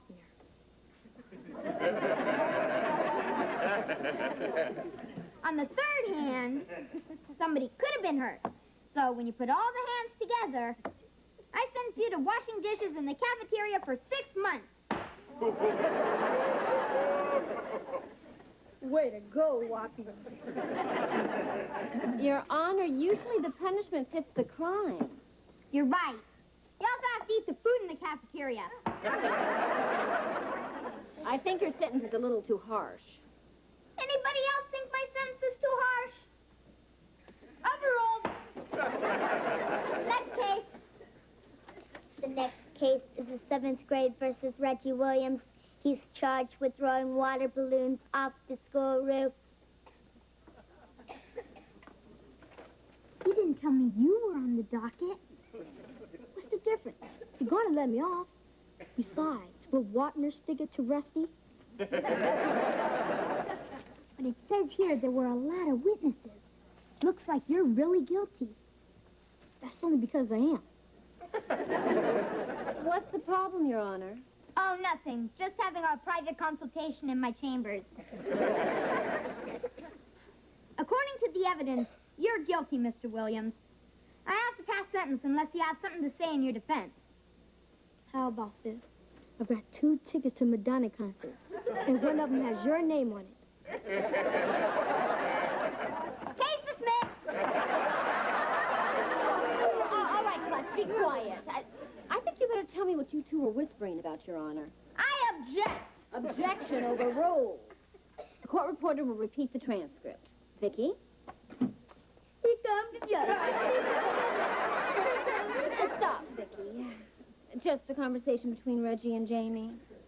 I have to pass sentence unless you have something to say in your defense. How about this? I've got 2 tickets to the Madonna concert, and one of them has your name on it. Case dismissed. Jamie, you can give me that gavel. But why? Because in our legal system, no one is above the law, including judges. Tomorrow, the first case on the docket will be the 7th grade versus Judge Jamie Lawson. The charge, accepting a bribe. Oh, man. There goes the judge. If you thought The Twilight Zone was TV's best supernatural series... That was a great dinner, honey. Great! It was fantastic! It's hard to believe that a woman so young, so beautiful, so intelligent, and she can also be a gourmet cook.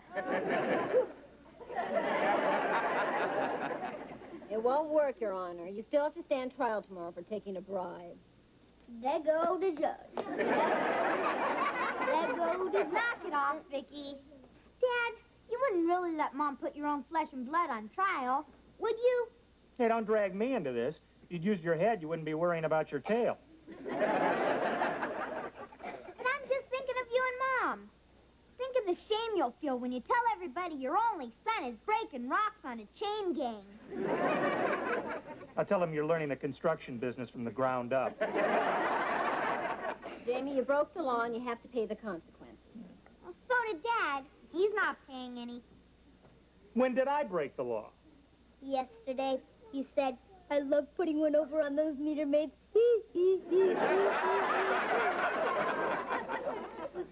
Well, that's different. Why? Do grown-ups have one set of rules and kids another? You've got a point there, Ted. Well, what do you want me to do? Go out and get arrested? Sure. We could be soulmates. Enough, Jamie. Well, at least you gave me a last meal before they hang me. And we'll send a priest to your cell. Vicky, I've got to convince the court tomorrow that I didn't do what I did, or I'm in trouble. They'll hang you. They're going to make hamburger out of me unless I have someone like Perry Mason defending me in class. Perry Mason hasn't lost the case in 836 reruns. Hey, wait a minute. I know someone who'd make as good a lawyer as Perry Mason. You. I'm not programmed to be a lawyer. You will be once you finish reading that book Mom has. The one about the great lawyers and their famous cases. You're gonna save my neck, Vicky. Not to mention your tail.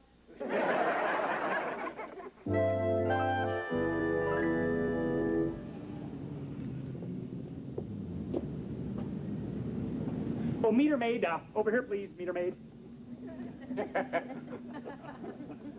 Sir, I am not a meter maid. The expression meter maid went out with Toots, Gun Maul, and 23 Skidoo. I'm a parking enforcement officer. Oh, sorry about that. Well, officer, I would like you to give this car a ticket. As you can see, it's illegally and thoughtlessly parked right in front of this fire hydrant. Well, what's the matter? Does it belong to your ex-wife? No. This is my car. Your car? Well, as long as you're here, why don't you just move it? Well, I will as soon as you give me a ticket. What are you, some kind of a nut? No, I know it looks that way, but listen, I have a very good reason. So please give me a ticket. I deserve a ticket.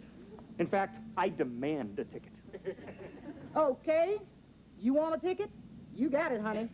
Thank you. Name? Ted Lawson. Ted? That an unusual name for a nut? No, it's not unusual at all. That's my 2-year-old boy's name. Oh. Today's his birthday. Oh.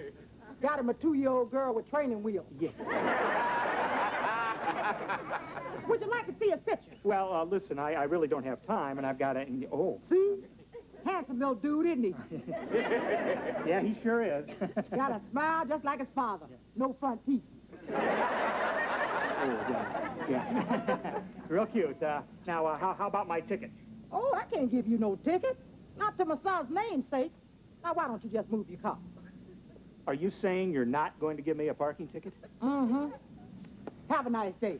I will not have a nice day unless you give me a ticket. Oh, you'll get over it, honey. Meter maid, meter maid, meter maid, meter maid. Just like my little Teddy when he doesn't get his way.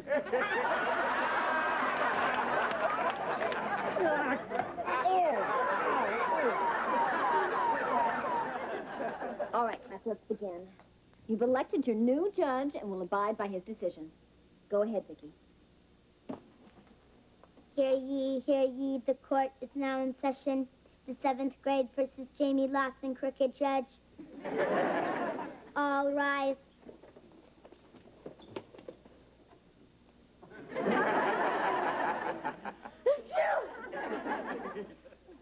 You really stuck it to him when you were judge. He's going to kill you. Ah, don't worry. I've got an ace up my sleeve. You can all sit down now. You don't have to if you don't want to, but it'd be nice. Sit, class. Your Honor, may I approach the bench?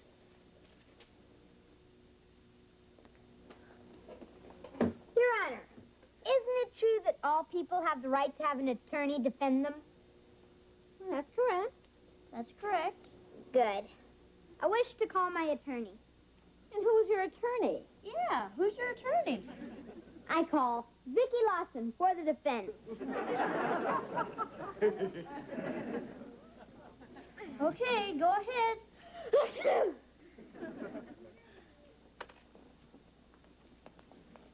Do what it said in the book.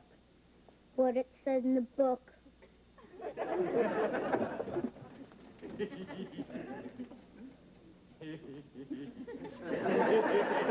Those are my glasses and my book. Ladies and gentlemen of the jury, Your Honor, I ask you, is this the face of a man who beats his wife?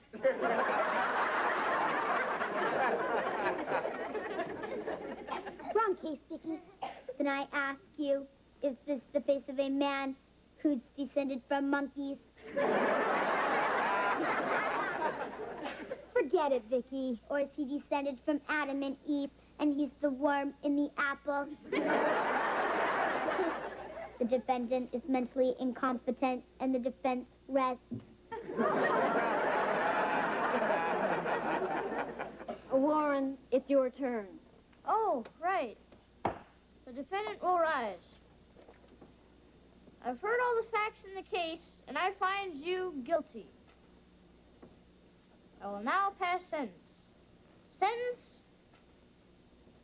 suspended. Hold it, he didn't mean that. Hold it, I didn't mean that. What did I mean? Warren, you're a judge and he's guilty. But Jamie's my friend. I can't punish him. Hold that thought, Warren. Warren, it's a judge's duty to uphold the law regardless of his personal feelings. It is? Yes. You're the backbone of our legal system. It's up to you to defend truth and justice. Well, in that case, here goes. Jamie Lawson, I sentence you to erase the blackboard. Warren. And right, I'll never take a bribe again, 100 times. Truth, Warren. Plus 2 weeks detention. Justice, Warren. And death by the guillotine.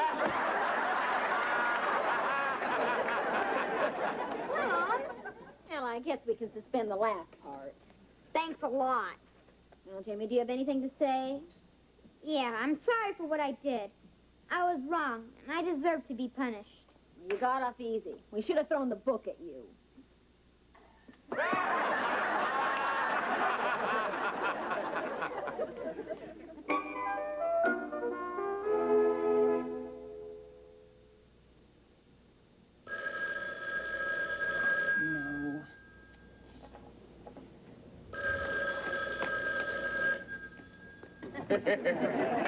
Hello?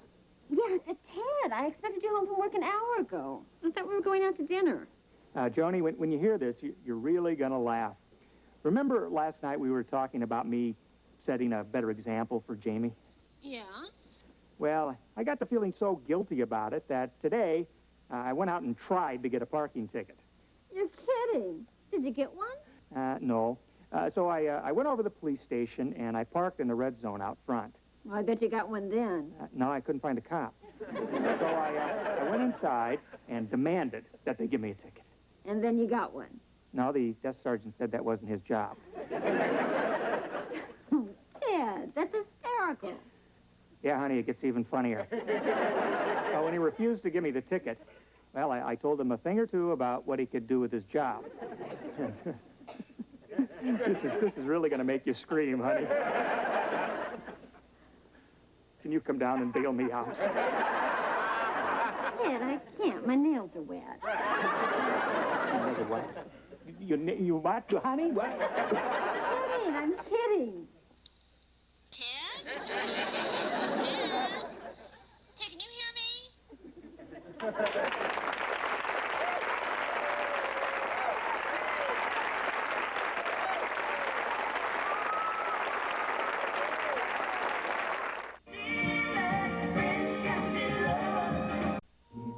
Small wonder, lovely and bright and soft curves. She's a small wonder, a child unlike other girls. She's a miracle, and I grant you, she'll enchant you at first sight.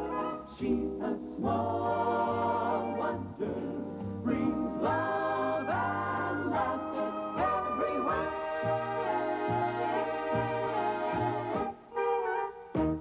The Green Day.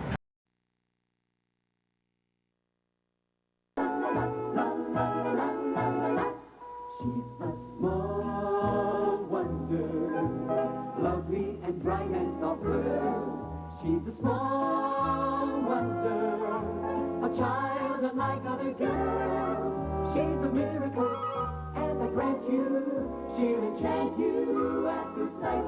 She's a small wonder, and she'll make your heart take flight. La la la la la la la la la la la la la la. She's fantastic, made of plastic, microchips here and there. She's a small wonder, brings love and laughter everywhere.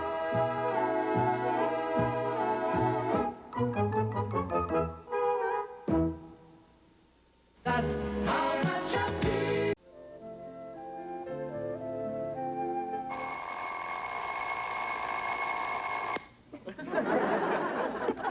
Good morning, Jamie. This is your wake-up call. Hey, stop! You told me to get you out of bed at 7:30 a.m. on Saturday morning. Right. That's because the early bird gets the worm. Summer vacation's only a few weeks away. I want to look for a job and make some money. That'll be nice for a change. Instead of working, why don't you do what you always do? What's that? Hit your father for a loan. No, I do that too much. I'd like to show him I have some initiative between loans. That'll be nice for a change. Don't be a wise guy.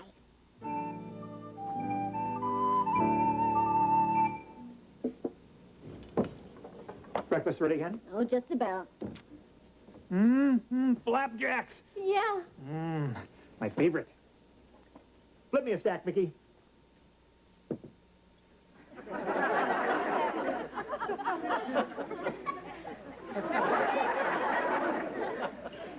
Gee, only 4?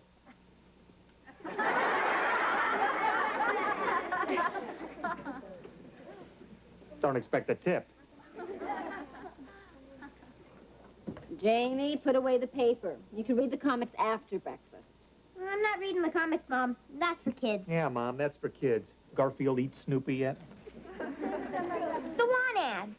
The one ad? Oh, well, all my friends are getting summer jobs to make a little extra dough, so I thought I would, too. I've been a burden on you and Dad long enough. Oh, get your boots on, honey. Getting a little deep in here. I mean it, Dad. Ordinarily, I'd hit you up for a raise in my allowance. That was before I matured. You hit me up for a raise in your allowance just yesterday. See how fast I've matured? How about some breakfast, Vicky?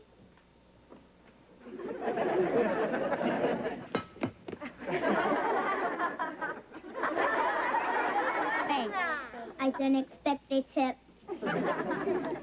See any interesting jobs? Yeah, here's one. Earn $1,000 a week in your spare time. I'll take it. I'll take it. Give me the phone.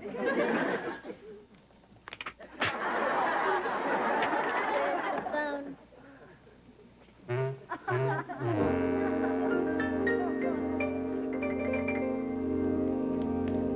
Hello? Anybody here? Boy, I wish my mom could see this mess. Makes my room look good. Well, hiya, kids. What can I do for you? Hi, I'm Jamie Lawson, and this is my sister, Vicky. How are you? I'm Sid Barker.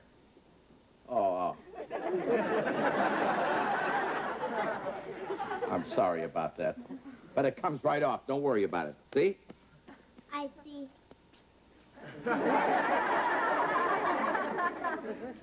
Mr. Barker, I'm looking for a part-time job. One that pays $1,000 a week. Without the use of a handgun? I'm not afraid of hard work, Mr. Barker. Look, kid, I like your spirit, but I think you're a little too young. Oh, I'm not too young. I'm a mature 12. 12? I got socks older than you. Excuse me. I've got to do something quick to prove to him that I'm a terrific worker. Hey, got it. Here, clean this place up on the double. On the double.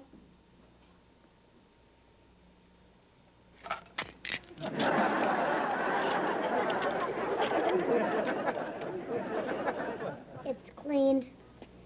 That ought to get me the job. When it comes to salary, I hope he's not as cheap as he looks. So, as I was saying, kids, I'd like to help you out, but Hey, what's going on here? It's clean.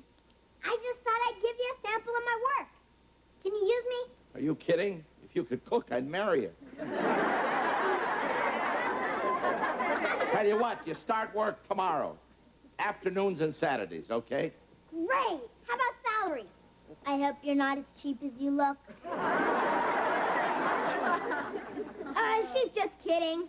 The money really isn't that important. Tell you what, I'll give you $1 an hour, okay? Well, it's a little more important than that. All right, $2 an hour, but that's it. Take it or leave it. I'll take it. But you have to hire my sister, too. Sure, no problem. Same deal. $2 an hour each? No, $2 for the both of you. He's as cheap as he looks. Don't pay any attention to her. I'll take it. It's a deal. Deal. You got it. I'll see you tomorrow. Well, it's not all bad, Vicky. You do all the work, and I get all the money. You're as cheap as he looks.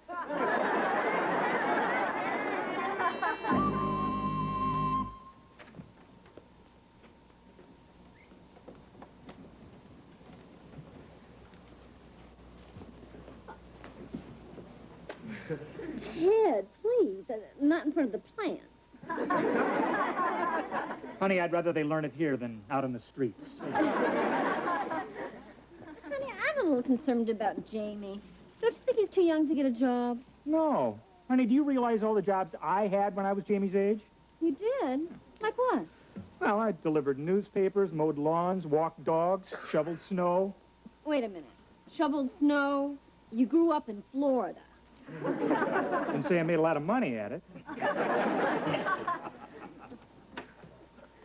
what? I found a job. Well, it's terrific, Jamie. Congratulations, hon. What kind of job? Cleaning up at Sid's garage on afternoons and on Saturdays. I got a job, too. You did? I've been a burden on you and Dad long enough. You know, actually, it's not a bad idea for Vicky to get work. I mean, she has to have new experiences if we want her to be more human, right? Yeah, and I'll be there to keep an eye on her, and she'll learn from watching me. Right, Vicky? Right. I'll learn how you sit around on your behind while I do all the work.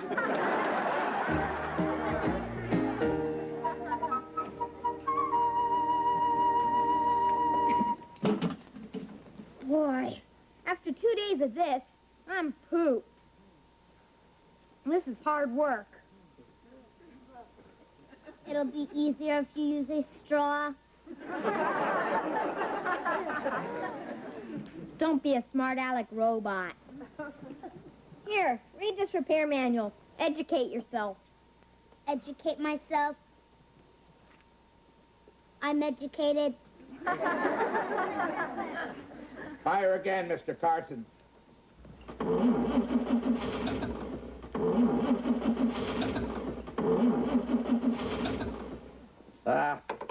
I'm sorry. I'm afraid you're going to have to leave it for a couple of days. Oh, no. What's the problem? Hey, friend, I just fix them. I don't explain them.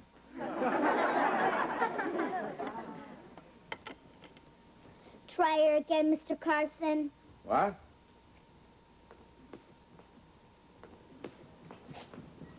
Try her again, Mr. Carson.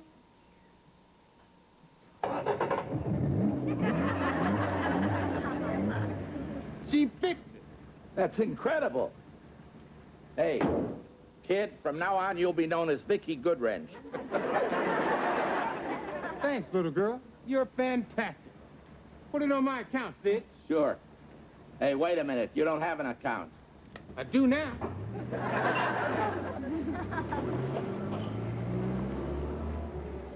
Mr. Barker, if I weren't such a bashful kid, I'd bring up the subject of a raise. You're about as bashful as a great white shark. But you keep up the good work, kid. You never know. I'll show him, Vicky. I'm gonna work real hard and get a raise out of him if it kills me. You mean you'll get a raise out of him if it kills me?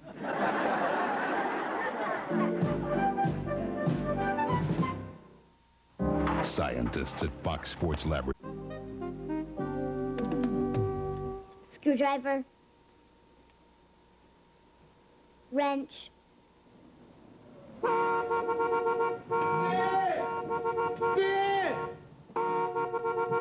Don't tell me your horn is stuck.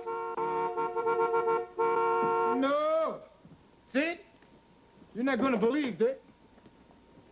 That little girl is a genius.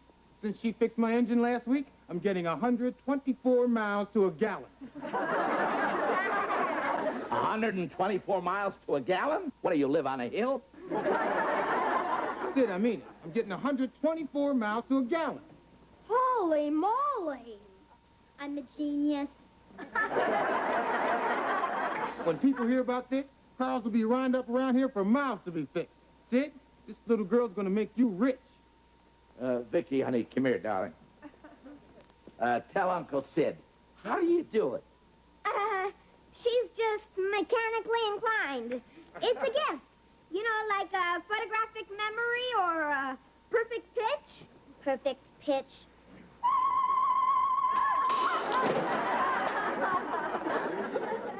Look at that! Look at this.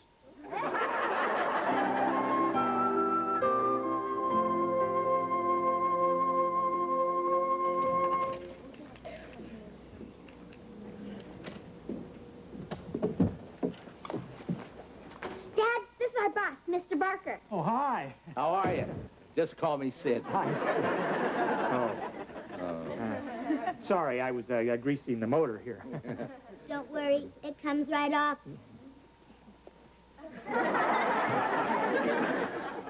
See? Yeah, thanks, Vicky. You're big help. Hi. Sid, this is my wife, Joan. Honey, this is Sid, the kid's boss. Please sit down. Thank you. How do you do? Oh, fine. We really want to thank you for giving our children a job. Hey, that was my lucky day. It's turning out to be more than just the job. Mr. Barker wants to make us partners. Partners? Why would you want to do that? I don't know how Vicky does it, but that kid does something to a car's fuel injection system that's fantastic. That is, unless it's a fluke. What kind of fluke? One that makes the car get 124 miles to the gallon.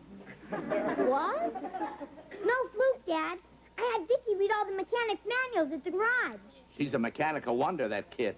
And out of the goodness of my heart, I'm willing to make Vicky a partner. 50-50. 50-50? Will she take 60-40? Sid, listen, I really appreciate your offer, but I think that we... 70-30. Sid, listen, I think we really need some time to think about this. Sure, I understand. I understand perfectly. No rush. I'll be waiting outside in front in my car. Do you believe that he just offered us 70% of his business? 80-20. Well, I think we better find out more about this and maybe even consult a lawyer. Good idea, Dad. We've got to get the best deal we can. We're partners 50-50. 60-40. Vicky, I'm your brother. 70-30. Boy, kid learns fast, huh? Vicky, go set the table for dinner, please. Do you believe that? After all I've done for her, she wants to make it 70-30. 80-20.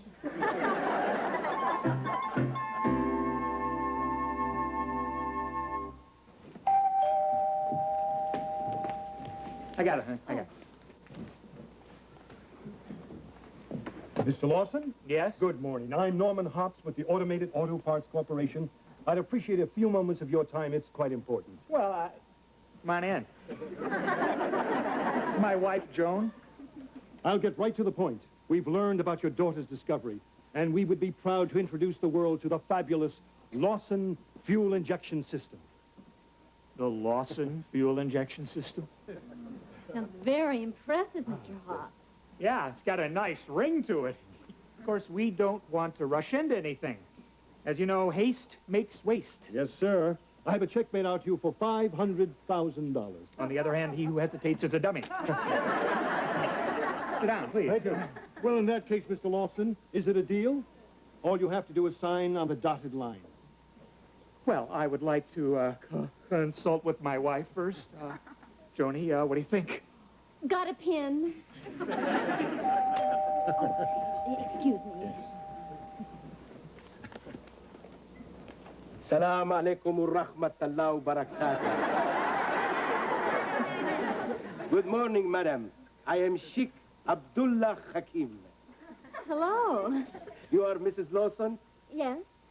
I had no idea I would be met with such a vision of loveliness. Madam, you are a banquet for the eyes.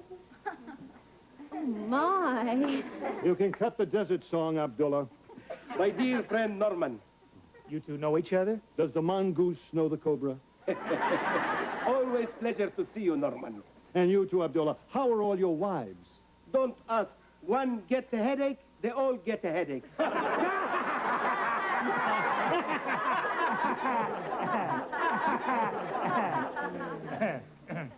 Hi, I'm Ted Lawson. Salam alaikum. Salam alaikum. Salam alaikum. What can I do for you, Sheik? Mr. Lawson, my government is vitally interested in acquiring the rights to your secret fuel injection system. Boy, the word gets around. Well, you're too late this time, Abdullah. I've already offered them $500,000 for it. Camel feed. I'm curious, why would an oil-producing country want an invention that could radically reduce oil consumption? Simple economics. First they buy it, then they take it out into the desert and bury it. That makes sense. But not this time. I'll raise that $500,000 to $1 million. $1 million? $2 million. $3 million. $4 million. And I'll throw in 6 wives and 1 camel. 6 wives? You drive a hard bargain. Make that 1 wife, 6 camels. No, please, gentlemen. Your offers are very generous, but this is too big a decision to make on a spur of the moment. We're going to have a little time to think about this. That's right. I hope you understand, Mr. Hobbs, Yes. and you too, Mr. Camel. Honey, that's Mr. Cobra. I mean, Sheik Hakim. Whatever. Yeah. Your wish is my command. We will await your decision. After you. After you. Whatever he offers, I'll top. And I'll top him.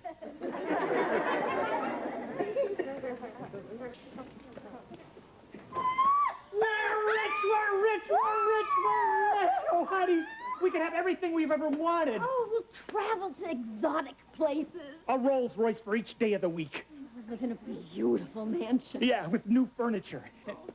Honey, that lamp, you see that lamp? This lamp right over here? I have always hated this lamp. Ted, that's expensive. So what? We'll buy a new lamp. We'll buy a lamp factory, honey. Come on, we're rich. No! That chair, honey. I've always hated that chair. Right here. Not to mention this table right here. I hate this table. And not the table, too. Of course the table, too, honey. I mean, let's do this right, okay? Oh, look at this, honey. Ugly pillow. Ugly pillow. Ugly pillow. Ugly pillow.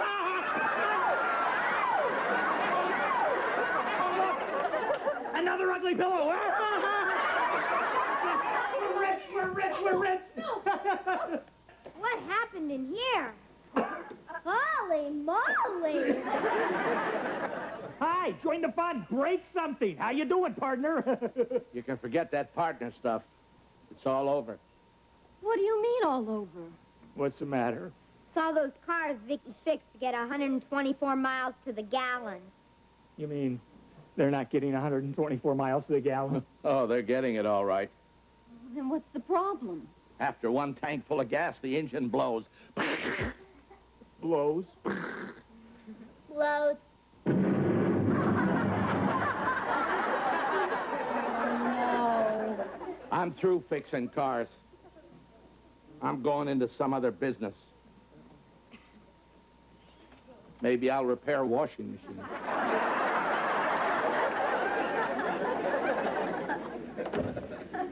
I'm sorry, Mom. Dad. Goodbye to all our riches. Yeah. Well, we didn't make any money on this deal. But let's look on the bright side. We didn't lose any either.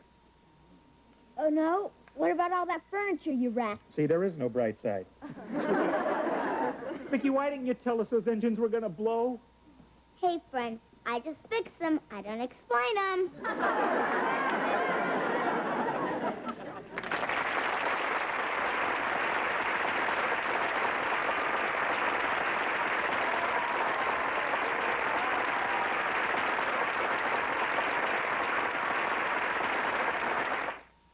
Homeowners, call... A small wonder, lovely and bright and soft curves. She's a small wonder, a child unlike other girls. She's a miracle, and I grant you, she'll enchant you at first sight. She's a small wonder, brings love and laughter everywhere.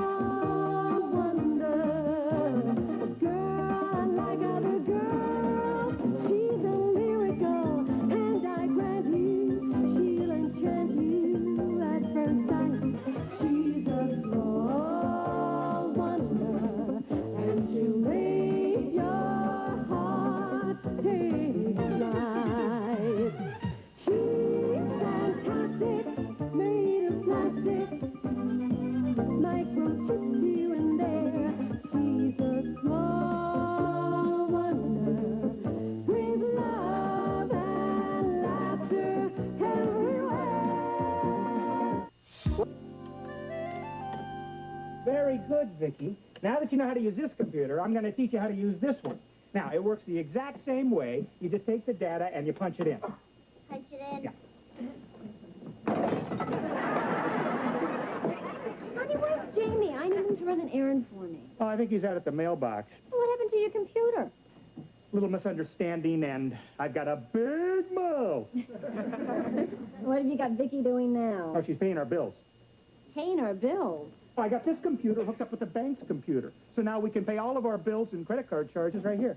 Really? Well, I've got her first assignment right here. What are those? our department store bill, our phone bill, and our mortgage payment. I found them behind the dresser while I was vacuuming. Joni, these were supposed to be paid last month, huh? I better get these paid right away. I mean, if they cut off my credit, I am dead. And I'm talking stiff city, huh? Here, Vicky, do your thing with these and bring them to the kitchen. My thing. Well, since Jamie's not here, you can go to the store for me. Oh, honey, do I have to? Stop complaining. I'll give you a quarter for bubble gum and baseball cards. Oh, boy, oh, boy, oh, boy. Name, Ted Lawson. Account number 6336993. Status, cut off credit. He's dead. Okay, these are the things that I need from the store. I got it! I finally got my package! It's gonna make me rich! What's gonna make you rich? Selling Christmas tree seeds. I'm gonna be on Lifestyles of the Short and Famous. How much do the seeds cost you? Only $29.95. Only $29.95. Jamie, you were taken. That's a gimmick. No, it's not, Dad. Look what comes with it to help you sell. Now, who would say no to a face like this? Look what else comes with it. 2 costumes. What, no reindeer and a pooper scooper? Oh, Vicky, go see who's at the door, please. See who's at the door. There's also a whole sales pitch. Hello, sir and/or madam.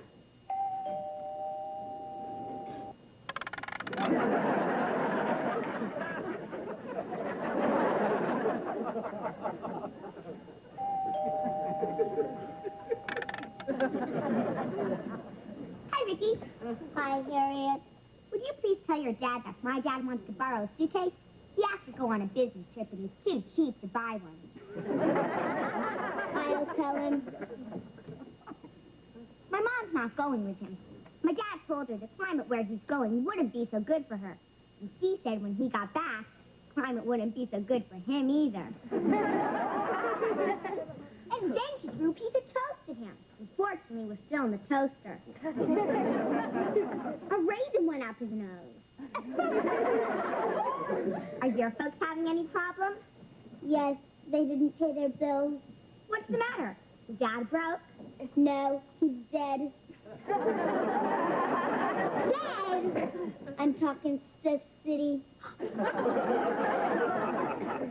Oh, no. I better go tell my folks. You poor thing, Vicky. You should be crying. Okay.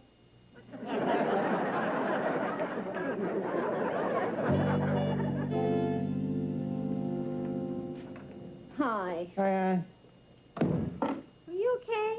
Oh, yeah, I was just relaxing. I worked out at the gym. Oh, I'm not okay. I couldn't be madder. What's the matter? Well, I went shopping. Do you see me carrying any packages? Oh, you're mad because you didn't get to spend any money? Well, I couldn't spend any money. When I gave the department store a credit card, they cut it in half. What? Yeah, the man at the bank said that our credit was cut off. You're kidding. Honey, it was so embarrassing. There was this little kid behind me in line that kept yelling, Mommy, Mommy, the lady's a deadbeat. Well, honey, I can't take care of it on Saturday. I'll take care of it first thing Monday morning. Ho, ho, ho! Ho, ho, ho! Merry Christmas! Merry Christmas! How do we look? Oh, Vicky's a treat. Oh, adorable. You got any advice for us? Vicky, watch out for dogs. I mean advice about selling our seeds. Oh, just be charming, honey. You've got a nice smile. Use it. And if somebody gives you a bad time, don't let it bother you. Just turn the other cheek. Gotcha. Come on, Vicky. Well, good luck. Go get them. They're so cute. Yeah, I hope they find a couple of suckers.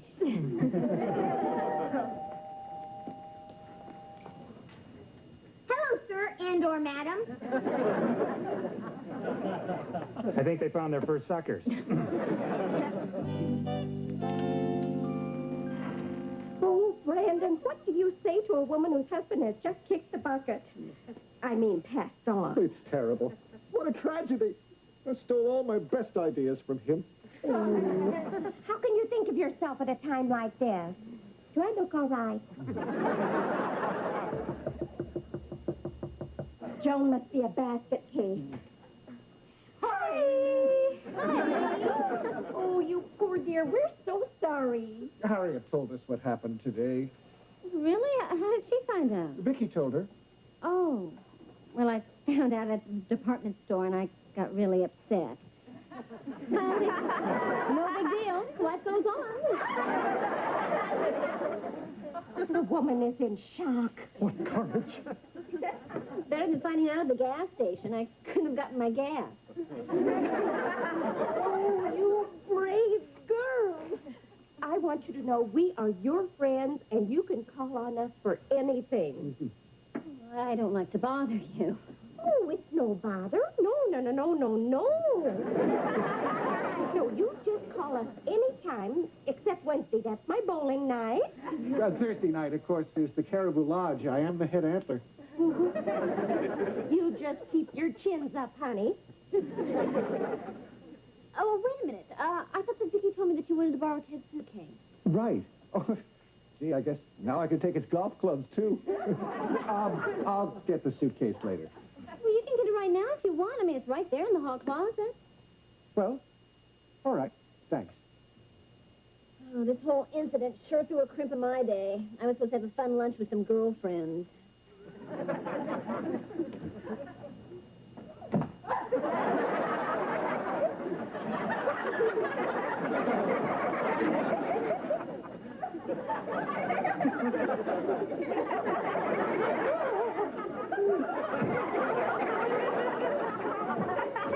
Well, what's the matter with you? You look like you saw a ghost. Who's in there? On the couch. Why is he sleeping? Boy, is he sleeping. I'd call that dead tired. Well, how long has he been in there? Oh, a few hours. Oh, I hope you have your air conditioning on full. Why would I do that? I'll get the suitcase later. Come on, Bonnie. Tony, you keep a stiff upper lip. Just like Ted.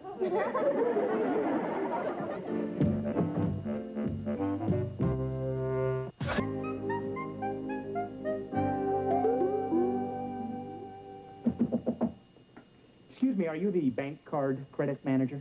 That's right. You got a minute? A minute, yes. What can I do for you? Well, I seem to have this little problem. I thought maybe you could help me out. Here's the credit card number.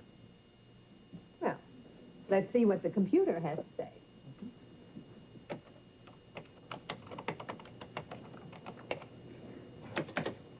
Ah, here we are. Ted Lawson. Well, as far as I can see, the account is just fine. Oh, great. Then the credit hasn't been cut off. No. Mr. Lawson's been cut off. He's dead. Dead? How is that possible? Because the computer says he's dead. Well, the computer is wrong. He is not dead. But I'll tell you what he is. He is angry. I'd be angry, too, if I was dead. I tell you, Ted Lawson is alive and breathing. See? Alive. I don't care who you are. But the computer says Ted Lawson is deceased. And once it's in the computer, there is nothing I can do about it. That is the stupidest thing I ever heard. I mean, how am I supposed to eat and shop and pay my bills? All right. Fill out this form. Well, thank goodness I finally got through to you. What is this? If you'll have your doctor sign it and send it back, I can issue a new credit card to the loved ones you've left behind. Your minute is up. I can't believe those neighbors sticking a dog on Santa Claus.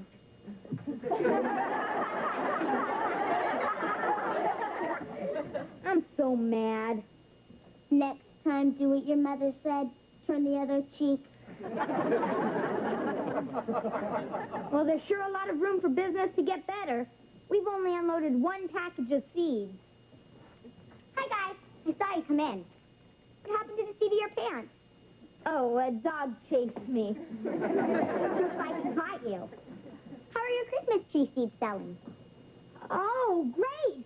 Business is booming. Couldn't be better. We have to fight the customers off. Right, Vicky? We've only unloaded one package of seeds. You can go into the house, Big Mouth. Ho, ho, ho! I'm sorry about your business, Jamie. Is there anything I can do to help? To help? How about becoming my partner? Your partner? Oh, I like that. Great, then it's a deal. Shake. Now that we're partners, you buy me out. I've got a better idea. I'll sit on your lap, Santa, and tell you what I want for Christmas. Get off, Harriet. All I want is to be Santa's little helper. I don't need a little helper. I'll do anything. You can paint my nose red and put me at the front of your sleigh. Hi, Harriet.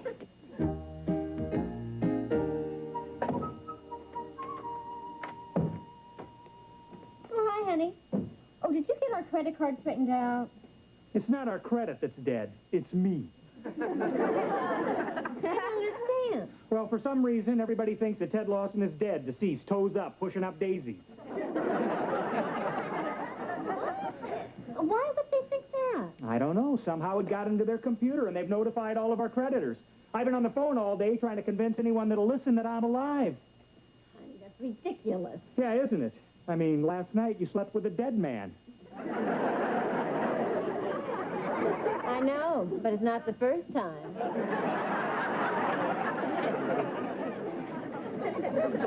This is no time to make jokes, John. Who's joking?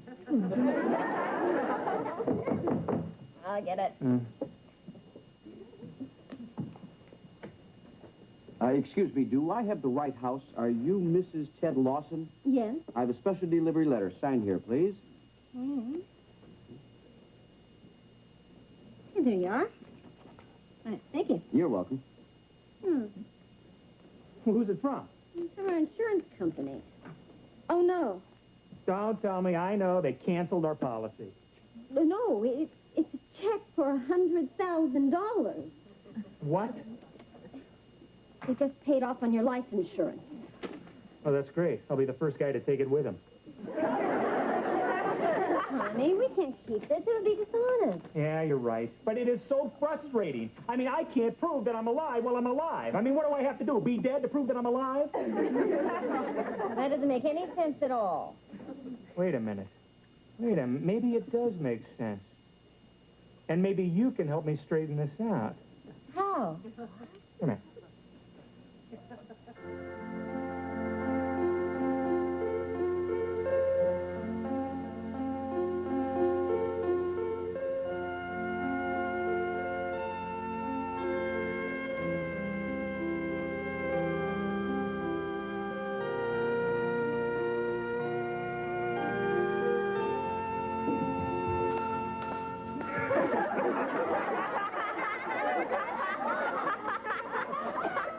Merry Christmas! Merry Christmas! Please, folks, buy some Christmas tree seeds from the poor fatherless kids. Only $3.95 a package. Help us send our dad to Stiff City. Oh, you poor thing. I'll take one, little boy. We found a sucker. That's enough. Go to your room. But, Mom, we can make a killing. The room is full of suckers. You heard what I said. You know better than this. A kid can't have any fun around here. Gee!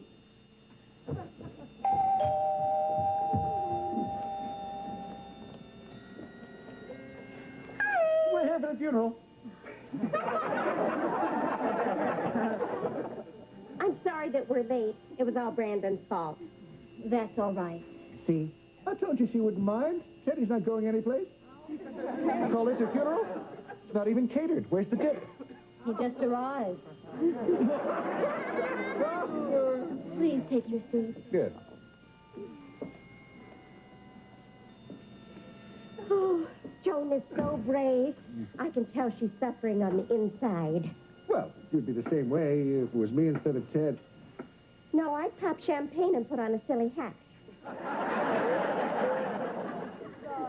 Thank you all for coming.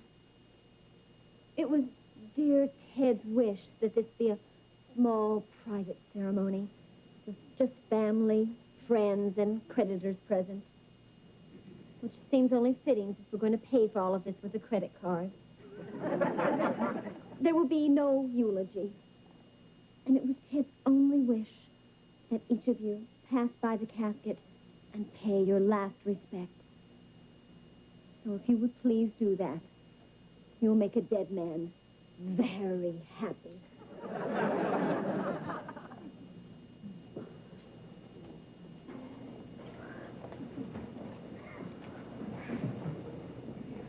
See? You wouldn't listen to me. I told you were dead. Hi. Oh, you poor dear. There's something I never told you. I always had the wee bit of crush on you. You were always so much cuter than Brandon. Well, even now you look better than he does. Teddy. I gotta be truthful, pal. I'm real sorry this happened, but I never liked you all that much. You were always smarter than me. Oh, except once.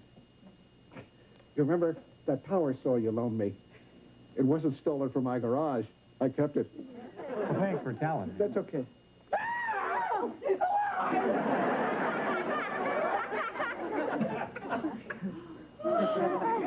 Of course I'm alive, but I had to pretend to be dead to convince some of you. Well, what else could we think? It was in the computer. You know, that's the kind of thinking that built the Titanic. Computers are here to help us, not to replace our brains. And now that you're all convinced, will you please straighten out our credits? And thank you for coming to my late husband's funeral. Well, I guess it's a happy ending. Welcome back, pal. Yeah. For everybody except Mr. Grossi. Who's Mr. Grossi? To my dry cleaner. I promised I'd fix him up with Joan. Thanks a lot, pal. Well, let's go, Bonnie. The party's over. Well, all's well that ends well. No, it isn't. Now I have to give him back his power saw. Those things I said to you when I thought you were dead, well, now that you're alive, don't try to take advantage of me. Boy, Bonnie, I'll try, but it's going to be a real struggle to keep my hands off you.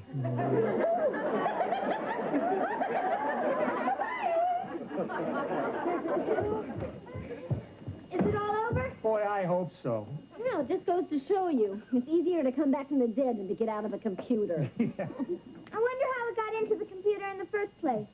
I put it in. Vicky, you did? Why? You said you were dead. I didn't mean it that way, and you should have known better. Now go to your cabinet. Gee! Oh, darn, I meant to give that insurance man his check back for $100,000. Oh, yeah? Well, I'll drop it by in the morning, honey. Well, that's going to be a real stab in the heart.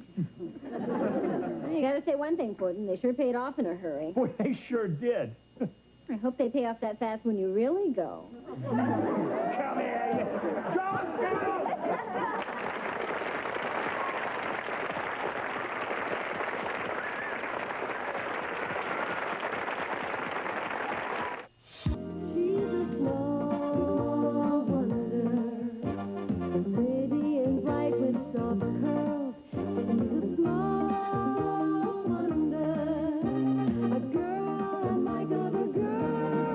She's a miracle, and I grant you, she'll enchant you.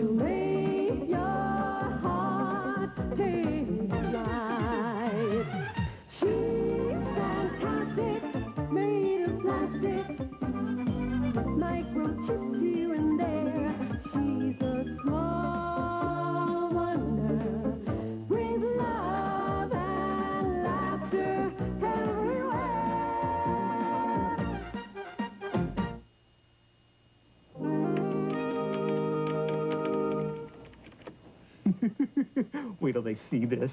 This is really going to make their jaws drop. Okay, one more test before we go in for breakfast.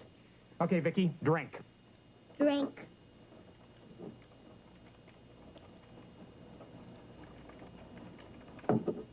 Okay, did that go down okay? It went down okay. Yeah, all right. Better fix that. Okay. Answer me again. Did that go down all right? It went down all right. Okay, good.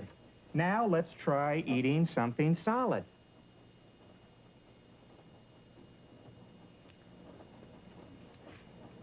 Vicky, you're supposed to eat it with a fork. Eat it with the fork.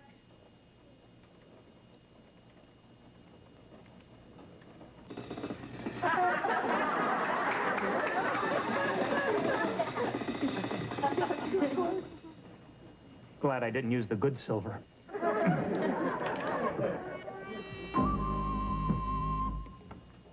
Morning, huh? Oh, hi. Sit down. Breakfast is ready. Why don't you ask Vicky to sit down and have breakfast, too? Because robots don't eat. Oh, no. Vicky, here, sit down and eat breakfast.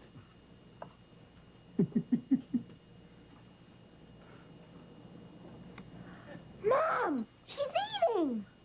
Yeah, she can even pig out. Show him, Vicky. Pig out.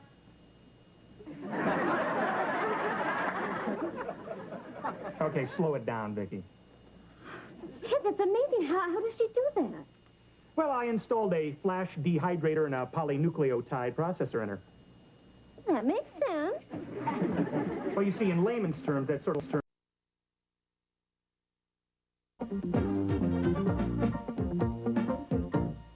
She's a small wonder, pretty and bright with soft curls. She's a small wonder, a girl like other girls. She's a miracle, and I grant you, she'll enchant you at first sight. She's a small wonder, and she'll make your heart take flight. She's fantastic, made of plastic, microchipped here and there.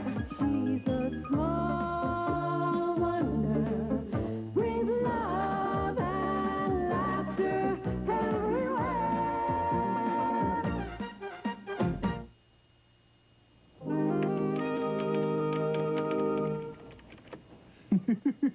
Wait till they see this. This is really going to make their jaws drop. Okay, one more test before we go in for breakfast. Okay, Vicky, drink. Drink.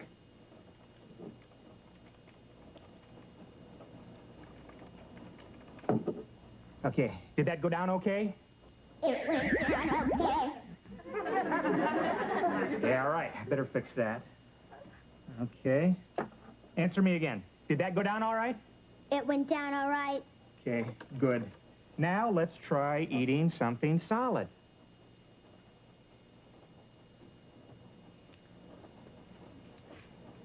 Vicky, you're supposed to eat it with a fork. Eat it with the fork.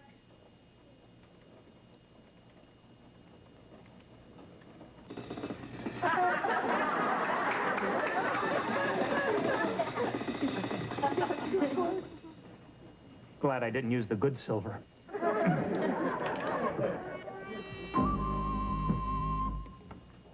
Morning, huh?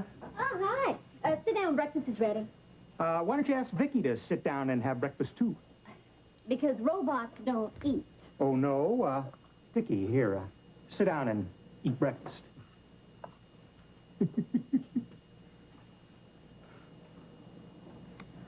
Mom, she's eating. Yeah, she can even pig out. Show him, Vicky. Pig out.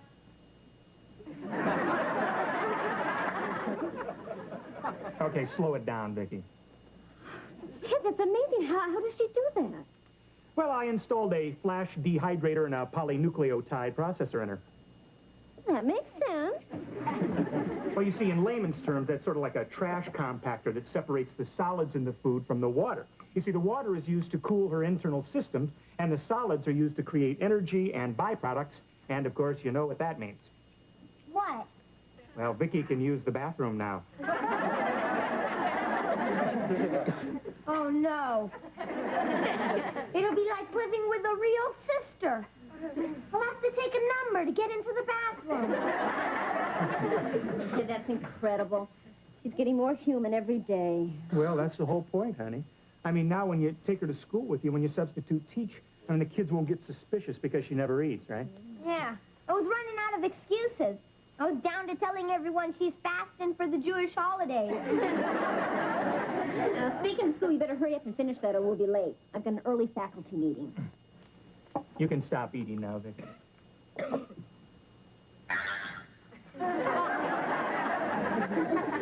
What was that noise? Well, I think we just heard the world's first electronic burp. Excuse me.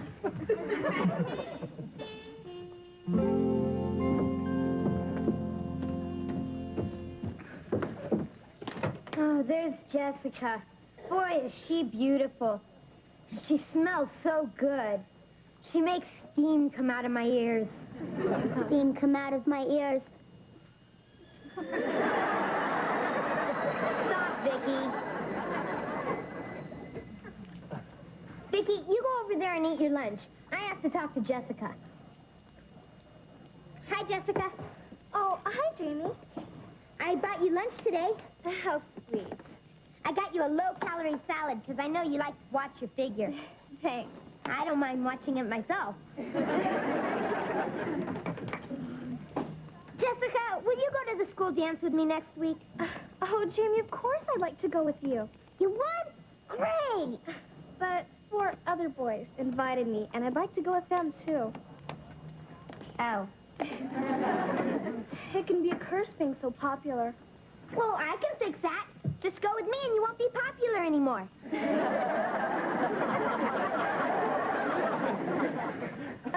Jamie, you didn't get me anything to drink. And I suddenly feel desertish. Oh, well, I'm afraid my wallet may be a little empty-ish. Well, that's okay. I'll pay for it. Oh, that's very nice of you. No problem. You can pay me back.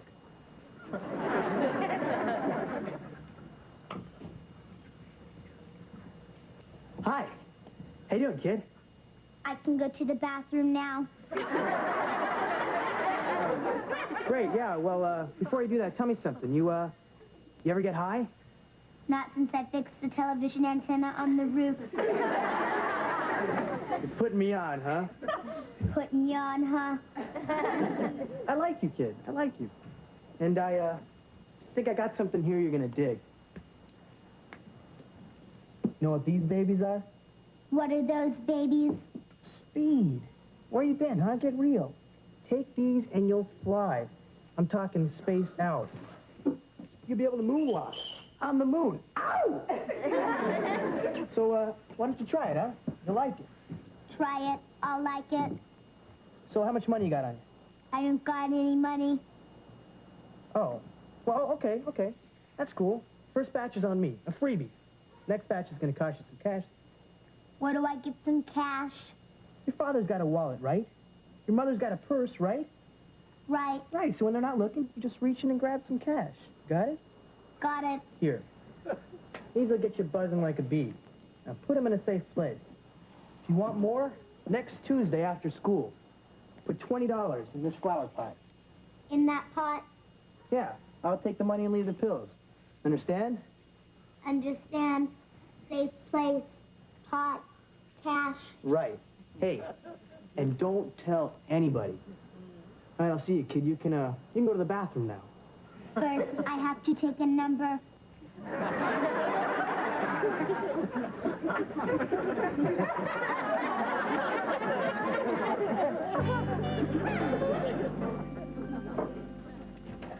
Hi, Mom. Hi. Hi, Mom. Well, where'd you go after class? I was going to give you a ride home. Oh, well, I wanted to walk home with the guys. You walked Jessica home from school. Put a sock in it, Vicky. That's nothing to be embarrassed about, honey. She's a very pretty girl. Who's embarrassed? I don't kiss up to any woman. When it comes to women, I'm smooth. Sure you are. Oh, Vicki, would you help me here? Water these plants, and I'm going to go and put the casserole in the oven for dinner.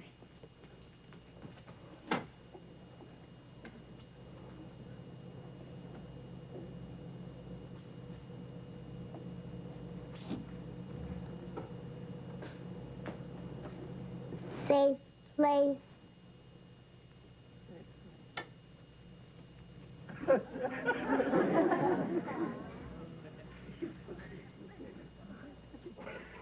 Thank you, Vicki. Try it. You'll like it. What a character. What happens here? Oh, no. Drugs? Jamie's into drugs?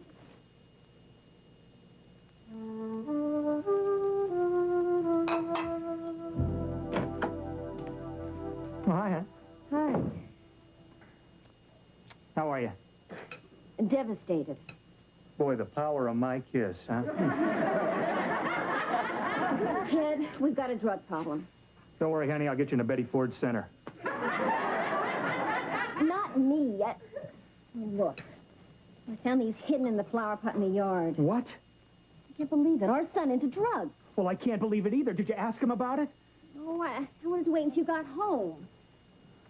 How was it getting the money to pay for these things? Hey, come on, honey. I've got a wallet, right? You've got a purse, right? Right. You stay out of this. Have you noticed any money missing from your wallet? Not that I know of. I haven't been missing any either. Kids just can't seem to understand how deadly drugs are. Just hope these haven't done any permanent damage to them. Well, if they haven't, I will.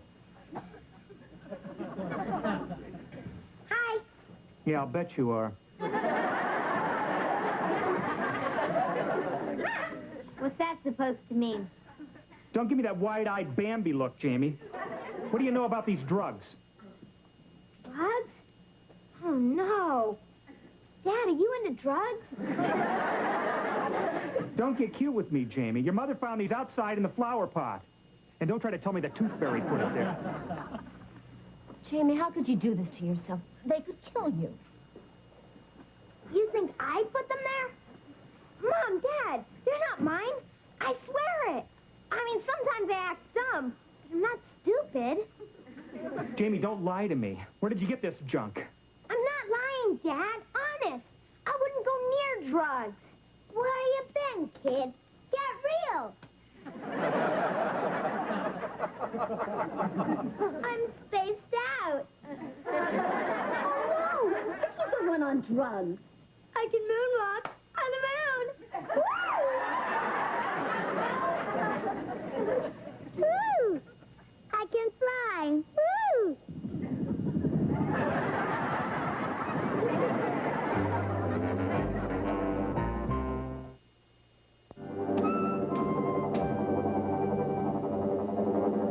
I'm spaced out. I'm flying. A robot on drugs. That's crazy. Vicky, stop that. Vicky, did you take any of these? No, Well, obviously she's mimicking someone. Where'd you get these, Vicky? I got those babies from the boy who came to the schoolyard. Well, did you see him? No, I wasn't there at the time. You left Vicky alone? Well, I had something important to do. He was kissing up to Jessica. Well, I'm gonna get that pusher. It's the last thing I do. And Jamie, if this guy ever comes near you, you tell him to get lost. That's right. And any other kid who tries to pressure you into using drugs. Don't worry. If I want to get high, all I have to do is sniff Jessica. Well, I'm gonna call your school principal and let him know what's going on, if he doesn't already know. Tell him the first batch is a freebie, the second batch will cost him some cash. Woo!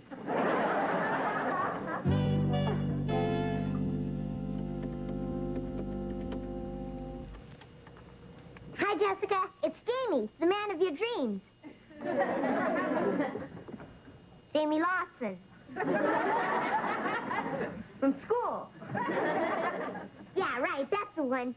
Listen, I was just wondering if you made up your mind about going to the school dance with me yet. A lot of other girls want me to take them, but I'm holding out for you. I shouldn't hold out? Well, that's okay. I'll wait for you to make up your mind. Bye, Jessica. I'll get it, Jamie. It's probably your school principal. Good evening, Mr. Lawson. Mr. Bryant, come on in. Oh, it's good to see you again. Thank you. This is Officer Davis. She's a specialist on drug problems at the elementary and the high school level. After you phoned and told me what happened with Vicky today, I thought it was best that we contact the police. Oh, good idea. Well, please sit down. Mr. Bryant filled me in about Vicky. It can be hard for kids to say no to a pusher or to a friend who gives them drugs. Yeah, peer pressure can be real strong. We're offering a program in the schools to teach kids that it's okay to say no and to keep saying it like a broken record. Like a broken record? That's right, Vicky. Well, do we have a program like that in our school, Mr. Bryan? I am embarrassed to say that we don't. I didn't think our school had a drug problem. That's not unusual. But almost all schools have the problem to some degree. Well, isn't there something you can do about it? Like, arrest the guy that gave Vicky the drugs? Yes, but we'd have to catch him in the act of selling it. Unfortunately, we'd need an undercover officer who looks 12 years old. Hey, I'll be your undercover officer.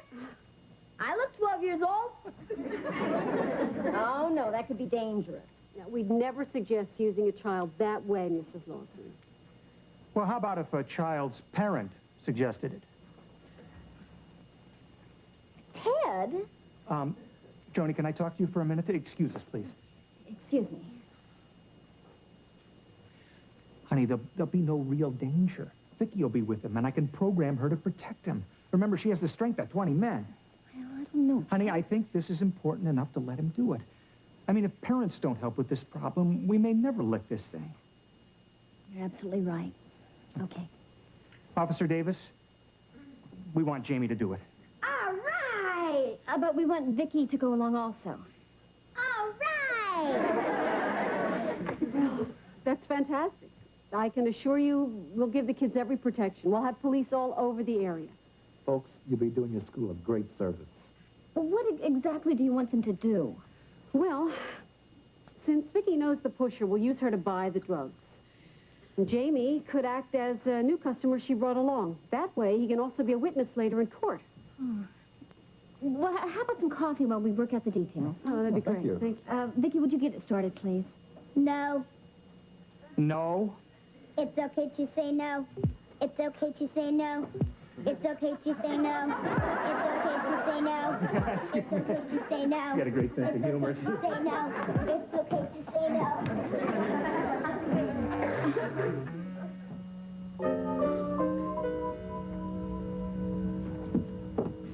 Are you sure you'll recognize the pusher when you see him, Vicky? I'll recognize him. 5'9", 146 3/4 pounds, size 8½ shoe, light complexion, brown eyes, and brown hair that looks like it was cut with a power saw. No, I'm a little nervous. I keep saying to myself, if I were Don Johnson in Miami Vice, would I be nervous? No, you'd be taller.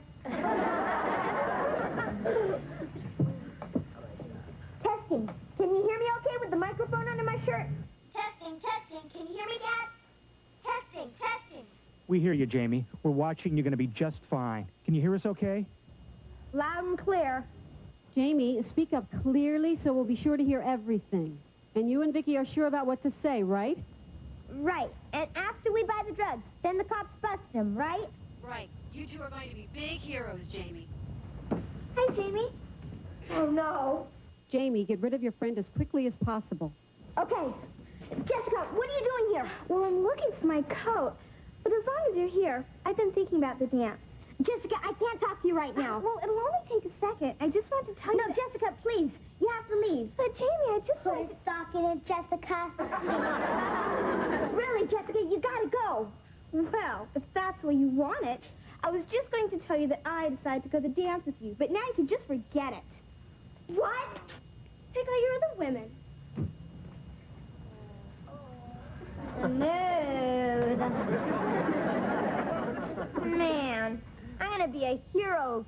a date.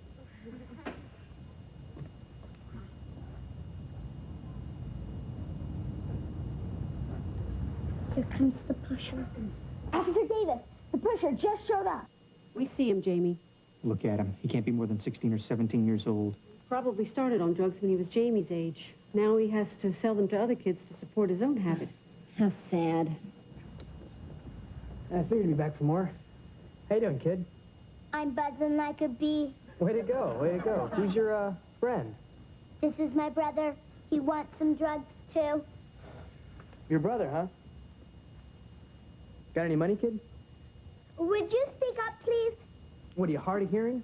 Hey, what's that in your ear? That's a hearing aid. So, have you got a lot of good stuff on you? All you want, pal. Would you speak into my shoulder, please? Your shoulder? You sure you're not high already, kid? I just want to hear you good. So, how much of this stuff do you sell to kids every day? You want some drugs? You want a job as an accountant? Look, I don't have time to fool around. So if you want to buy something, get out your money. You mean money to buy drugs from you? No, to buy Twinkies. Now, either buy something or I'm blowing. He'll take the Twinkies. No, I'll take the drugs. All I got is $20. That's okay, kid. See, this week we got a special introductory offer. How about you, kid? You ready for a refill? No. After we buy the drugs, then the cops bust you. What? After we buy the drugs, then the cops bust you. Let's get out there. All officers, move in. Oh, no. Hey, man, you two are plants. This is a setup. Stop him, Vicky! Hey, kid, get out of my way. Or I'll... Hey, what are you doing? Hey, kid! What are you doing? Hey! Oh, no. I don't believe what I'm seeing. Boy, it's amazing what kids can do when the old adrenaline gets flowing, you know? Really amazing. Whoa. Hey, pal, from now on, that's as high as you're gonna get.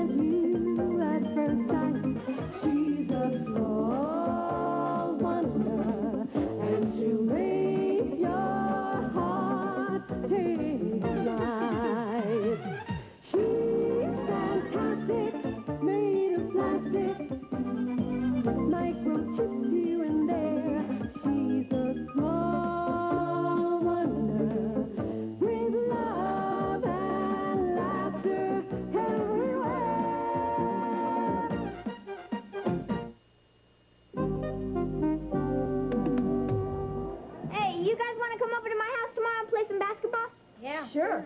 Great. Come on over around,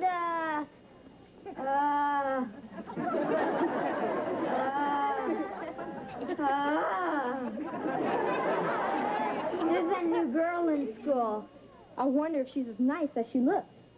When they look that good, who cares? Well, if you're that interested, why don't you go and talk to her? Forget it.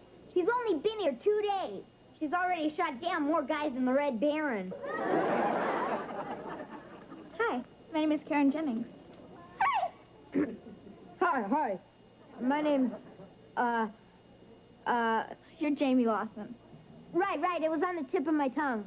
How'd you know my name? Oh, I know everything about you, Jamie. Ooh. I know you live around the corner from me. I know my dad's your dad's new boss at United Robotronics.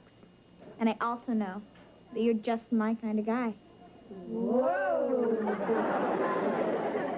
Like to go for some pizza after school, cutie? Yay. Okay. Good. I'll come by your house after school. See you later, handsome. Yow! I can't believe it. Out of every guy in school, she picked me. It's incredible. Boy, now I know what they mean when they say, love is blind.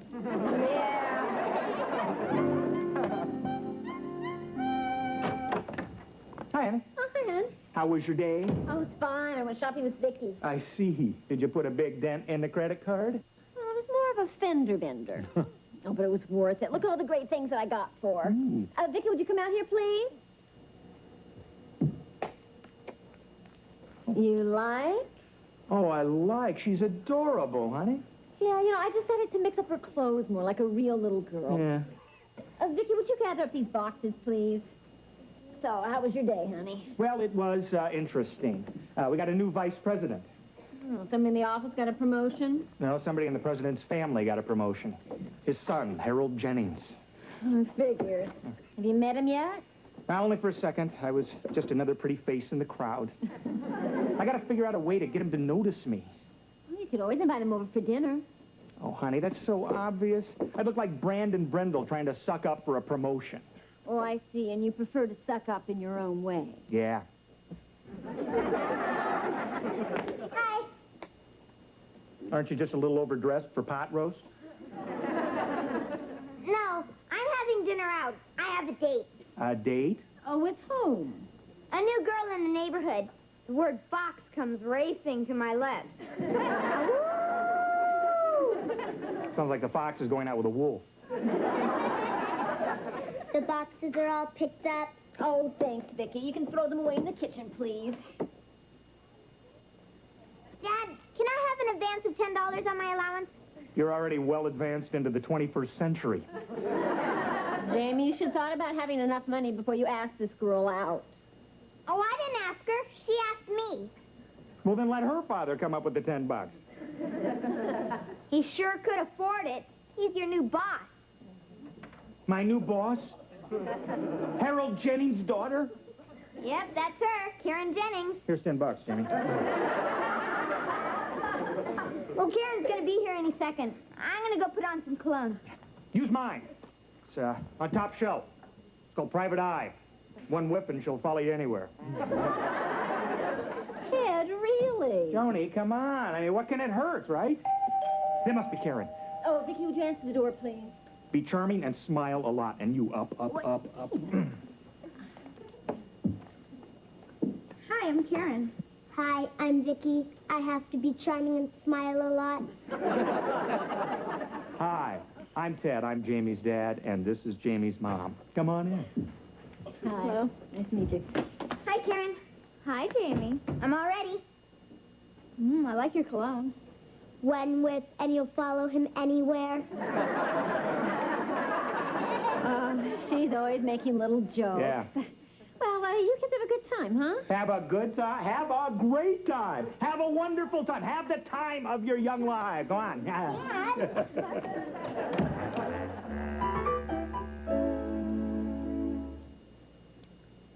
Juice. Cereal. Toast.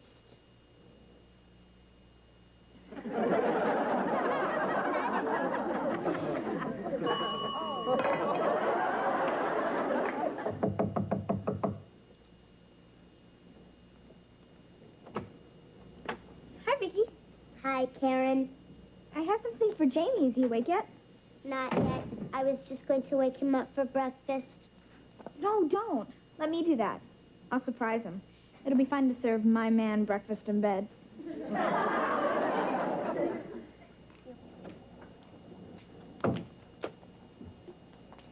Time to wake up.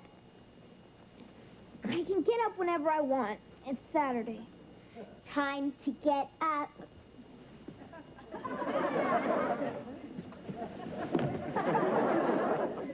Morning, sleepyhead. Hi. Karen! What are you doing here? I'm bringing you breakfast in bed. Cute stuff. Thanks. But first I better go brush my teeth. You know, morning mouth. Would you mind turning around and covering your eyes? Sure. I like modesty in a man.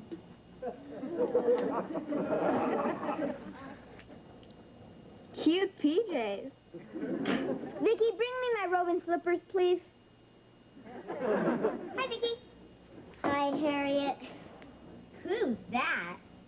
That's Karen Jennings. The word box comes racing to my lips. And what is that? That's Harriet Brindle, our neighbor and favorite peeping tomboy. What are you doing in my man's bedroom? Get lost, button nose. I moved in on you and I'm here to stay. You can turn out the lights. The party's over. That's what you think, Eaglebeak. I'm small, but I'm dangerous. Sort of like a warthog. Besides, I've got Jamie right under my thumb. My dad is his dad's boss. Well, if you don't want to get your dad fired, you better beat it. Because my dad's your dad's new boss. Is that a threat? Yes. Just checking. See ya. Hi. The Big J's back. Miss me? I sure did, dimple cheeks. I brought you something. Oh, a ring? Uh-huh. Does this mean we're going steady? No. It means we're engaged to be married. Married? I don't think we could live on my allowance. I mean when we're old enough. There isn't anybody else, is there? Nope. You're numero uno. You're the queen bee and I live for your sting. Good. Because if you ever do look at another woman ever in your life, you're dead meat, Buster. Turn out the lights. The party's over.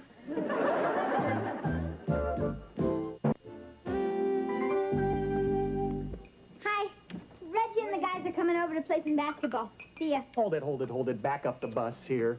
What about breakfast? Oh, I already ate. Karen gave me breakfast. Karen? She also gave him a ring. A ring? See? Well. She must like you very much, huh? Well, you know, some of us have got it. Just so happens, I'm full of it. Well, you can say that again. Well, does this mean that you and Karen are going steady?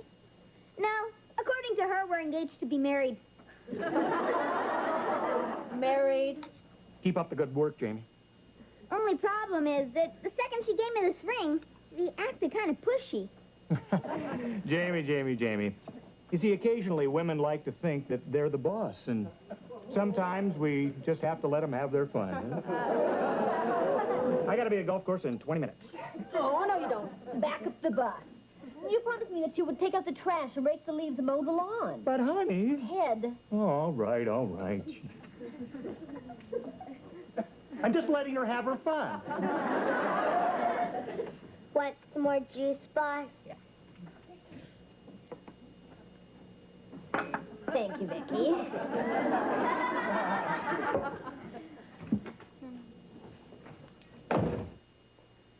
Hey, Jamie. Hey, Reg. Ready for a little 2-on-2? Are you kidding? Watch this. He's on your team. Hi, Jamie. Hi, guys. Hi, Harriet. Not now, Harriet. We're playing basketball. That's okay. I'll just be our cheerleader. Jamie, he's divine. He can slam dunk me anytime. Harriet, go fly south. Taste your rascals and your mouth.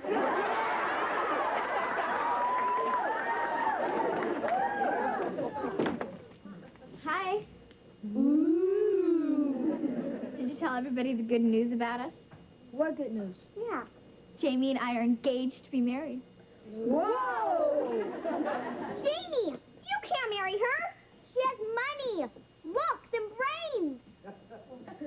two have nothing in common. Why don't you take a hike, Bird Legs? Bird legs, you should talk. Bird brain. You all can leave now. Jamie and I wish to be alone. Hey, you can't kick us out, little mama. We came over here to play basketball, and we're not leaving unless Jamie tells us to leave. Right, Jamie? Right. You can leave now. Go ahead, guys. Why? Boy, Jamie, the way you let her lead you around like that. You ought to take that ring off your finger and wear it in your nose. Karen, you shouldn't do that to me in front of the guys. It's embarrassing. It's just that I'm so jealous. I want to have you all to myself, handsome. I have important things to discuss with you. Vicky, we want to be alone. Mom told me to water the plants. Maybe you should water the plants some other time. Get lost, button nose. I'm here to stay. I like the way Vicky stands up to a man. She reminds me of me. Okay, Karen. What was so important that you had to discuss with me? Your future. You're going to be a doctor. Why? Because my mother said so. She says a man has to provide a woman with the bare necessities of life. What bare necessities? The 3 M's. Money, mansion, and a Mercedes. Right, Vicky? Right, Eaglebeak. Karen, isn't that asking a lot? Yes, but I'm worth it. What are you, a spineless wimp? Vicky, I'm going to make a man out of him whether he likes it or not. You're dead meat, Buster.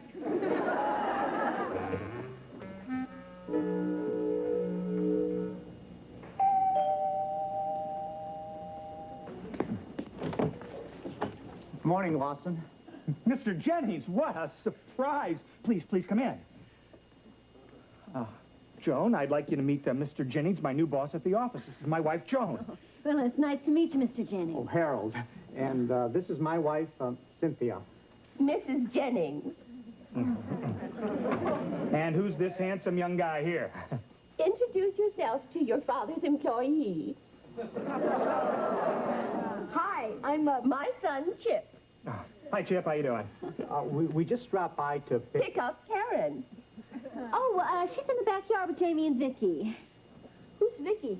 Oh, well, she's our daughter. As a matter of fact, she's just about your age. Why don't you go out there and introduce yourself to her? It's right that way through the kitchen. You're welcome.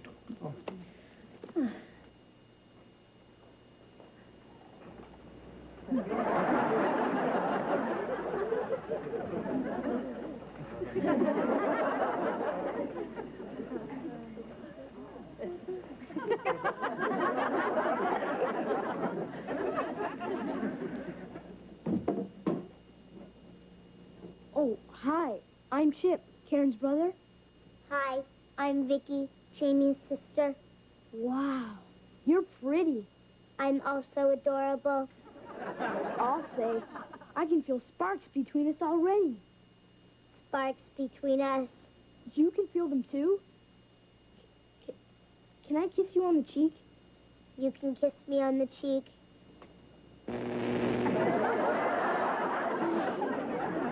I think I've met the woman of my dreams. Hey, we were made for each other. Well, I guess we'll be seeing a lot more of each other now that we're going to be in-laws. In-laws? Oh, yeah, Jamie showed us the ring. That's really... Oh, it's so cute. I mean, they're talking like they're really engaged. Well, the ring even looks real. It is. It's mine.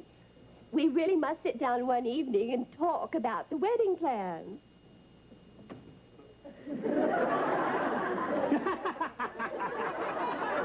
Your wife has a great sense of humor. No, she doesn't. I'm quite serious about the wedding plans. Well, Mrs. Jennings, the idea of two 12-year-olds getting engaged is ridiculous. Ted, Joan, let me explain. Harold, stop monopolizing the conversation. There's a tradition in our families. Both our parents and our grandparents and our great-grandparents all married their childhood sweethearts. I'm proud to say there has never been a divorce yet. True, Harold? Too true. All are happy marriages. Right. Happy. My daughter has chosen your son, and they too shall have a happy marriage when they come of age. And you share her views, Harold? Well, in my opinion, Harold, dear, when I want your opinion, I'll give you one. Naturally, any family that my daughter marries into should be on a social and financial level compatible to ours. Regrettably, you're not. But I've generously decided to have Harold help your situation. To raise us up from the slums, as it were. There's a vice presidency in your future, Mr. Lawson. Now that that's out of the way, congratulations. You've married into a wonderfully warm and beloved family. Well, there are just a couple of little things that I'd like to say here. Oh, more than a couple. Hello, Mother. Hi, Father. Hi, darling. And this must be my future son-in-law. Ted, you were about to say something? I certainly was. About this marriage business. Mom, Dad, this is Jamie's sister Vicky. She's really neat. Can I marry her? We were made for each other. Of course you can marry her, Chip. You can have anything you want. You hear that, Vicky? We're gonna get married. You have to give me the 3 M's. Money, mansion, and a Mercedes. Huh? What are you, a spineless wimp? I'm gonna make a man out of you whether you like it or not. I like that girl. Harold, let's make it a double wedding. Mrs. Jennings, by the time that they're old enough to get married, the only thing that's going to be double is your chin. You see, there's a tradition in this family, too. It's called marrying the one you love. And only when you're mature enough to know something about life. This is all nonsense. There will be no engagements and no weddings. All right. Well, if that's your attitude, you can just kiss your vice presidency goodbye. Come, children. Come, Harold. Great. Now we gotta start all over again with another spineless wimp. Mr. Jennings, listen, I'm really sorry. I didn't mean to talk to your wife like that. Don't be sorry. I mean, I loved it. What? That was the first time anybody ever stood up to Cynthia in her life, including me. You're an inspiration. Harold, get out here this instant. Cynthia, go suck an egg. Boy, that feels good.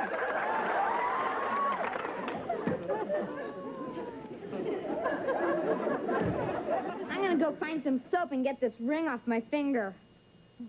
I can't believe a guy letting himself get henpecked like that. I mean, a man should be the strength of his family, the king of his castle, right? Yeah, and along those lines, how about you women taking out the garbage, raking the leaves, and mowing the lawn for a change? Ted, go suck an egg.